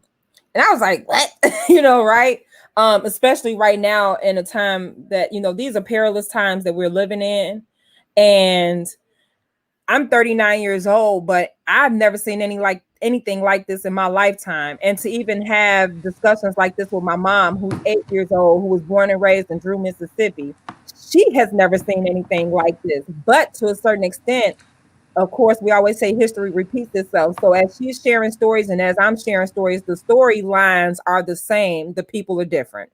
And so I say all that to say that as we embark this journey together, right? I want us to think about four things. I want us to start operating with radical love. Radical love means that I am going to humanize your experiences. I'm going to hear you. I'm going to actively participate in your life. It's about restoring humanity. It's about reimagining what education looks like. Right now is a time that when we oftentimes when we talk about education, we only think it's for our children. Education is a lifelong process. And so we should never get to a point in our lives that it's a one and done, that once I get this degree or once I achieve this goal, that it's over. Because as I said in the beginning, that we can't get to a point where we're stagnant. But I also want us to think about reciprocity, because with reciprocity, it means that I learn from you, you learn from me. It's a reciprocal process. And that what I can share with you in terms of my experiences, you then can share with me. And though we may not look alike, we may not come from we may not come from the same walk of life. We may live in different demographics. Our experiences may have been different in terms of our childhood. But when it's all said and done, too often, I know race is an issue, but how do we get to a point where when we're talking about careers, when we're talking about our longevity, that we have to start digging deep in ourselves about the things that we consider biases, whether they're implicit or explicit. We have to think about our experiences, because when you channel back in your lifetime, I don't care what the question may have been. I don't care how difficult the question may have been. I don't care how simple the question may have been. You respond based off your experiences. And those experiences may not have been a direct experience. It may have been an indirect experience. But when it's all said and done, you shape your responses based off what you have experienced in your lifetime. And so for any reason those experiences are disheartening, how can you transition from that poverty mindset to a wealth mindset that's based off restorative justice? And so as we continue to have this conversation, I know our time is winding down, but I want us to talk about, when we say the Bell Project, when we say the Safer Foundation, it should never be a matter of a negative connotation, because oftentimes we say Safer Foundation, like, what you got yourself into. Or when you say the Bell Project, you be like, damn, gee, I can't believe, let's be real, because this is the last session of the day. And if anything, it's been one of the most realist and most transparent sessions I've had. And it's been a long day, but it's been so worth it. And it's about making the sacrifices and taking the time that's needed to impart this information amongst the communities. Because keep in mind that even though we're doing this right here and now, it's open to all, whether you're present, right now, or if you're going to catch it later on down the line. So I once again, kudos to you, Catherine, for all the hard work that you've done to bring us together. This is magnificent.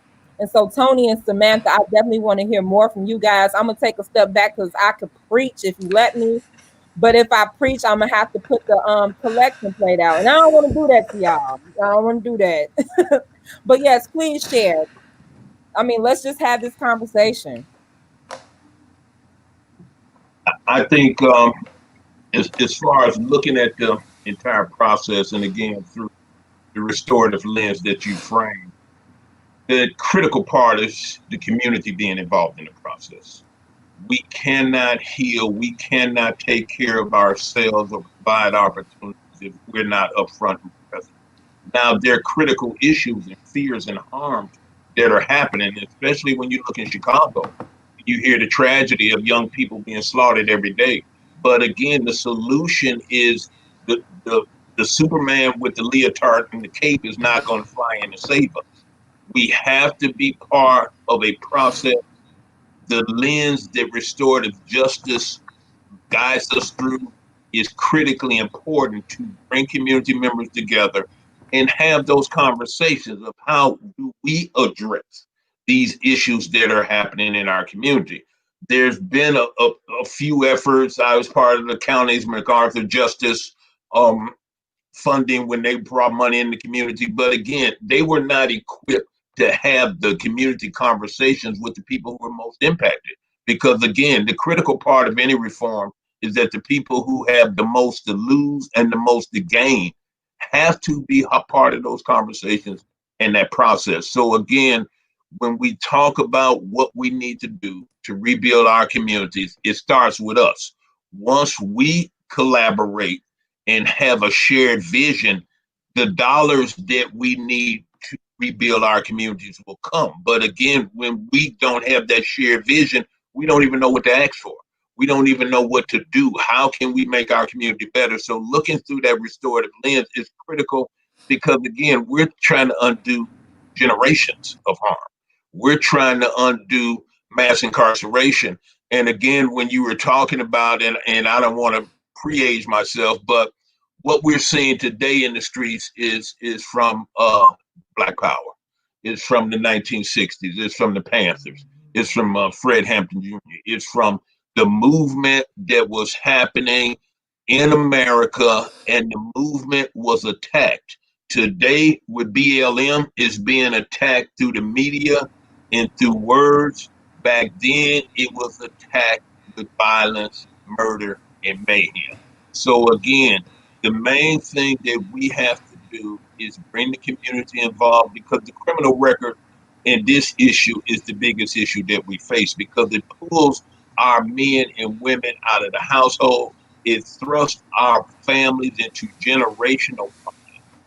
Then if you have made that decision, I want to do the right thing this time, then what we call the collateral consequences. Oh no, you can't. And so that's why when you understand it, and I always have to go to community, to churches, and talk about these issues to try and get those light bulb moments so that we can get a collective vision on what we need to do in our community. And I think that's the critical thing when you're looking at our young people, not as hoodlums and victims, but seeing their humanity also, we can start that process. Thank you, Tony. I'm sitting here and I'm telling you, every session that I've been in, I've been taking notes. And and I think it's important for people to know that I don't care what your level of expertise may be, you are always open to learning. You can if you open your ears and mind to learn, you can learn something each time you encounter someone.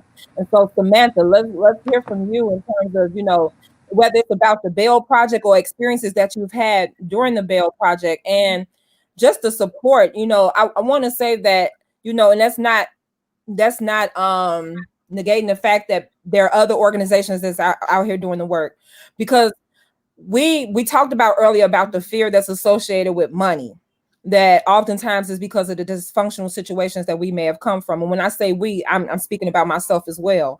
But also when we talk about the Bail Project, it's like, oh, that sounds too good to be true. It's a gimmick. It's a catch to it. And it's sad because many of us miss out. And I'm not trying to add the spiritual piece to it, but we miss out on our blessings because we always think our blessings should come in this package, pretty designer box, or whatever the case may be. But the blessings are right there in your face. So take us away, Samantha. Yeah. Yeah, and I really resonate with what you had mentioned about the radical love. And coming to people and conversations not from a place of fear or judgment, but from a true desire to understand. Not assuming that you have the whole story or that you know the whole person, because you never will. And the major thing that I hear, especially a lot from my young adult clients, they really just want a mentor, not even somebody that is going to sit there and scold them and say, this is what you got to do. They want somebody that can be on the other end of the phone when they send that text, like, hey, I just need to talk real quick. Like, I'm dealing with a situation, not sure what to do, to have that person that can be there for them. I even was talking with one of my clients last week. He texted me, let me know that he had a job interview the next day. And I'm like, that's amazing. Like, you got your outfit ready? Is your resume done? Do you know what you're going to say? And we ended up spending like an hour and a half together going over all that stuff. And I'm like, hey, sorry if I'm getting in your business a little too much. I was an employment specialist in another life. So it's just kind of habit. And he's like, truly, it's just really nice to have somebody that actually cares and wants to help with this. So just reaching out to people is step one. And I think another thing that Dr. Shan, you said that I had to write down was the radical love again. Samantha said, I'm gonna get. Do you have T-shirts with the radical love on them? Don't. Because it's coming now.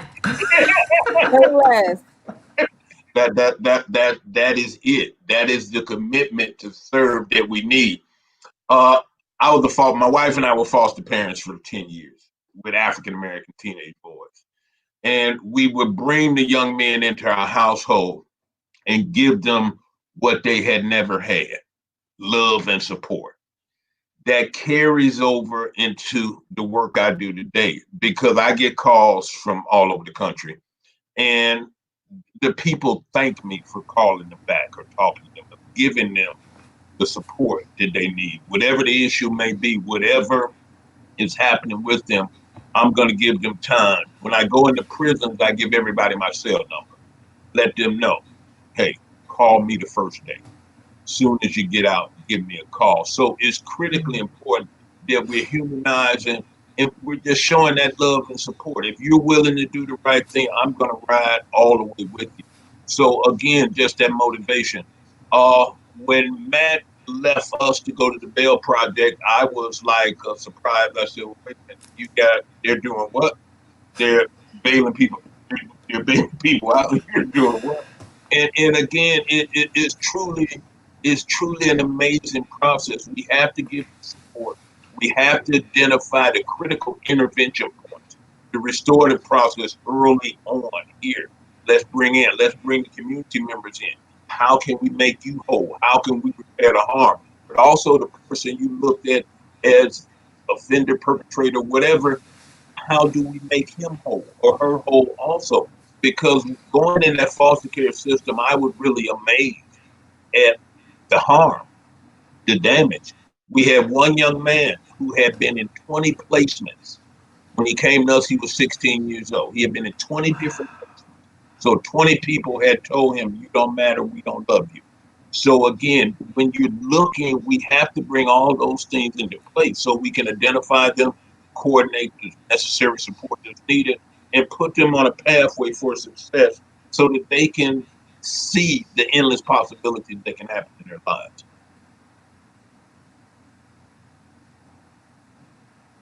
You're muted. Sorry about that. It's afternoon now, so I got 5 children, so I have to make sure it's muted. Because they're like, Mom, get the dog. Like right now. But what I love about it is, this is who we are. This is what we do. We we're in the trenches. We're doing the work. We're providing resources. And I want to go back to a key word that Samantha had used earlier, and it was holistic. It sounds beautiful. Like if you just let the word itself just roll off your tongue, it sounds like something you just want in your repertoire and you want to say it as much as you possibly can. And so saying it is beautiful, but what's the action behind it? And so when you look at the people who are on this platform today, this is what a holistic approach looks like. Whether it's from a reactive standpoint or a proactive standpoint, it's being able to humanize those experiences, humanize people for what they've been through, and being able to be a resource for them in terms of how do they, not just the one and done, not just like, hey, this is not, it's case management to a certain extent, but a lot of times when it comes to case management, after 3 months, if that, it's like, we no longer want to hear from you. We did our part. And so to know that, a lot of times we talk about the qualitative data, we talk about the analytic data, the quantitative data, which is the narrative, the written piece, the narrative, but the qualitative is about the numbers, right?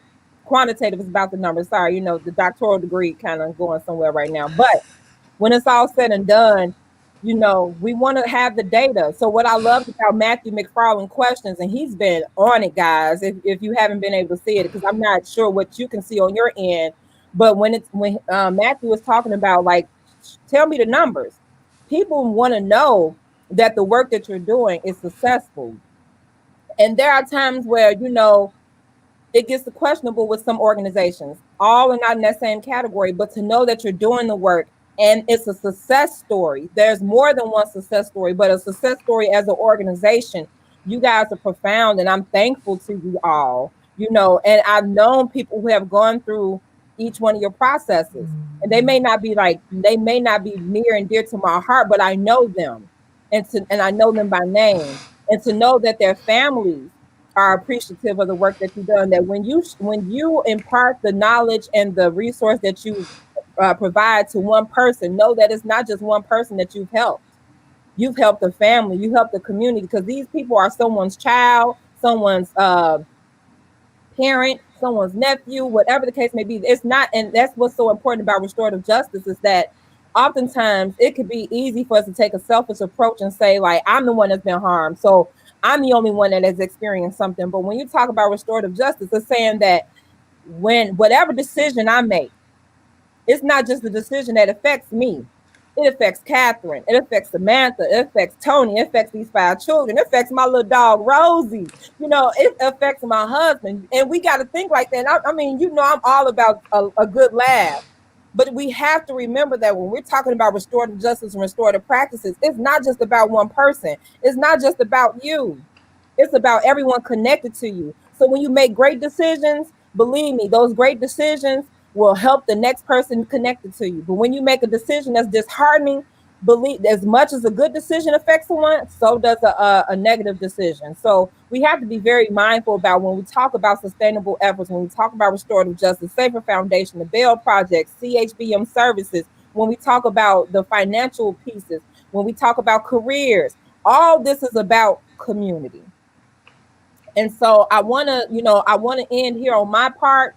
I just want to say thank you once again. I want to be connected to everyone that's been part of these different panels today. And then Catherine, again, I love you from the bottom of my heart. I really do. So I don't even want to say anything after that wrap up, because that wrap up was like absolutely phenomenal. I mean, there is a mic drop there, but I guess I have to, because I have to end it, so I have to say something.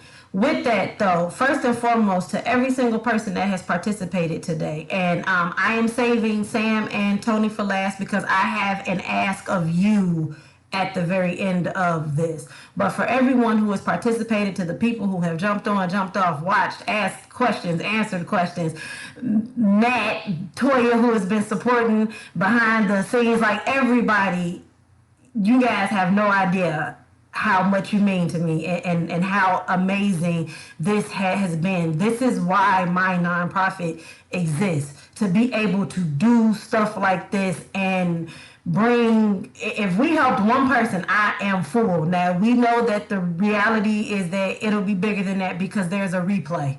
So we have done this, so there will be a YouTube link that will be shared, so people can go back and watch this at their leisure, start, stop, pause, capture, take notes, and the whole 9 yards. But for Sam and for Tony, especially, as someone who I'm from Roseland. I've done career development work in Austin. I do career development work routinely, and I sit in the HR space from my 9 to 5. What can I do for you guys to support you in what it is that you're trying to do? How can HR professionals, how can those of us who sit in the HR space, in the professional development, leadership development, career development spaces, how can we help you to be able to support this particular and extremely vital and critical piece of the community? What can we do for you? I think the biggest part of ask that I ask for any professional is to, once you have the education about what the issues are, talk to your friends, especially in HR space. There are things that are going on, and in a lot of situations, we have ban the box ordinance and laws in the city of Chicago where there shouldn't be a question record on any application. You still see that. So again, as far as we just passed the just housing amendment in Cook County, as far as a look back period for landlords, because the discrimination because of the record runs wild. So just having those conversations, educate yourself on what the issues are, and understand that people change. Rehabilitation is not a made up word. Let's identify, give, and be open to give people an opportunity. And again, if they don't make it, they just didn't make it. But just be open to the opportunity, I think will go a long way for easing the stigma and seeing the humanity in the people that we're trying to connect with and support. Yeah, and I appreciate you asking that question, Catherine. When you were mentioning being in the HR space, and then of course Tony mentioning ban the box. Even if that box isn't on an application, right? An employer is probably still going to ask you, "What's up with this 3-year gap in the lack of employment?" And people don't know how to answer that. It's a really difficult thing. So even just having workshops or spaces like this where we can all come together and talk to our clients, to our communities about some of those difficult employment questions and navigations that will inevitably come up. Well, guys, thank you so much for bearing with me through all the emails and the really long ones, because the emails was long. Tony, I am so sorry about butchering your last name. I apologize publicly for that. I'm so sorry. Don't worry about it. Great job. You are a hero for pulling this piece together. And any support that we can give you organizationally or I can give you personally, just let me know. I'm always available. I appreciate you. Guys, you all, thank you again. Have a great rest of your afternoon. Matt, I love you. Dr. Shan, for being a trooper and being on here with me all day, because we have been on here all day. I appreciate you. Call me when we log out so we can chat. Everybody that has watched again and everybody that will see this replay, I hope that we have provided information that can help you. And if it's not helping you specifically, pass it on to someone else. Each one teach one. There has been an abundance of knowledge shared. If you believed it before, know that it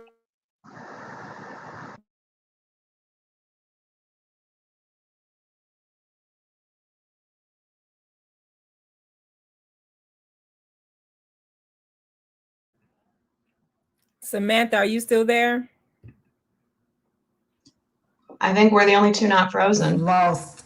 There we go. There we go. There we go. All right. So, because the technology issues keep coming, I'm done. Thank you all. Thank you all. Thank you all. Thank you all. Have a great rest of your day. Share this, share this, share this, share this, and take advantage of the resources that are out there. Have a great rest of your afternoon, and you guys be safe and be blessed. Bye, everybody. Great job. Thank you. Thank you.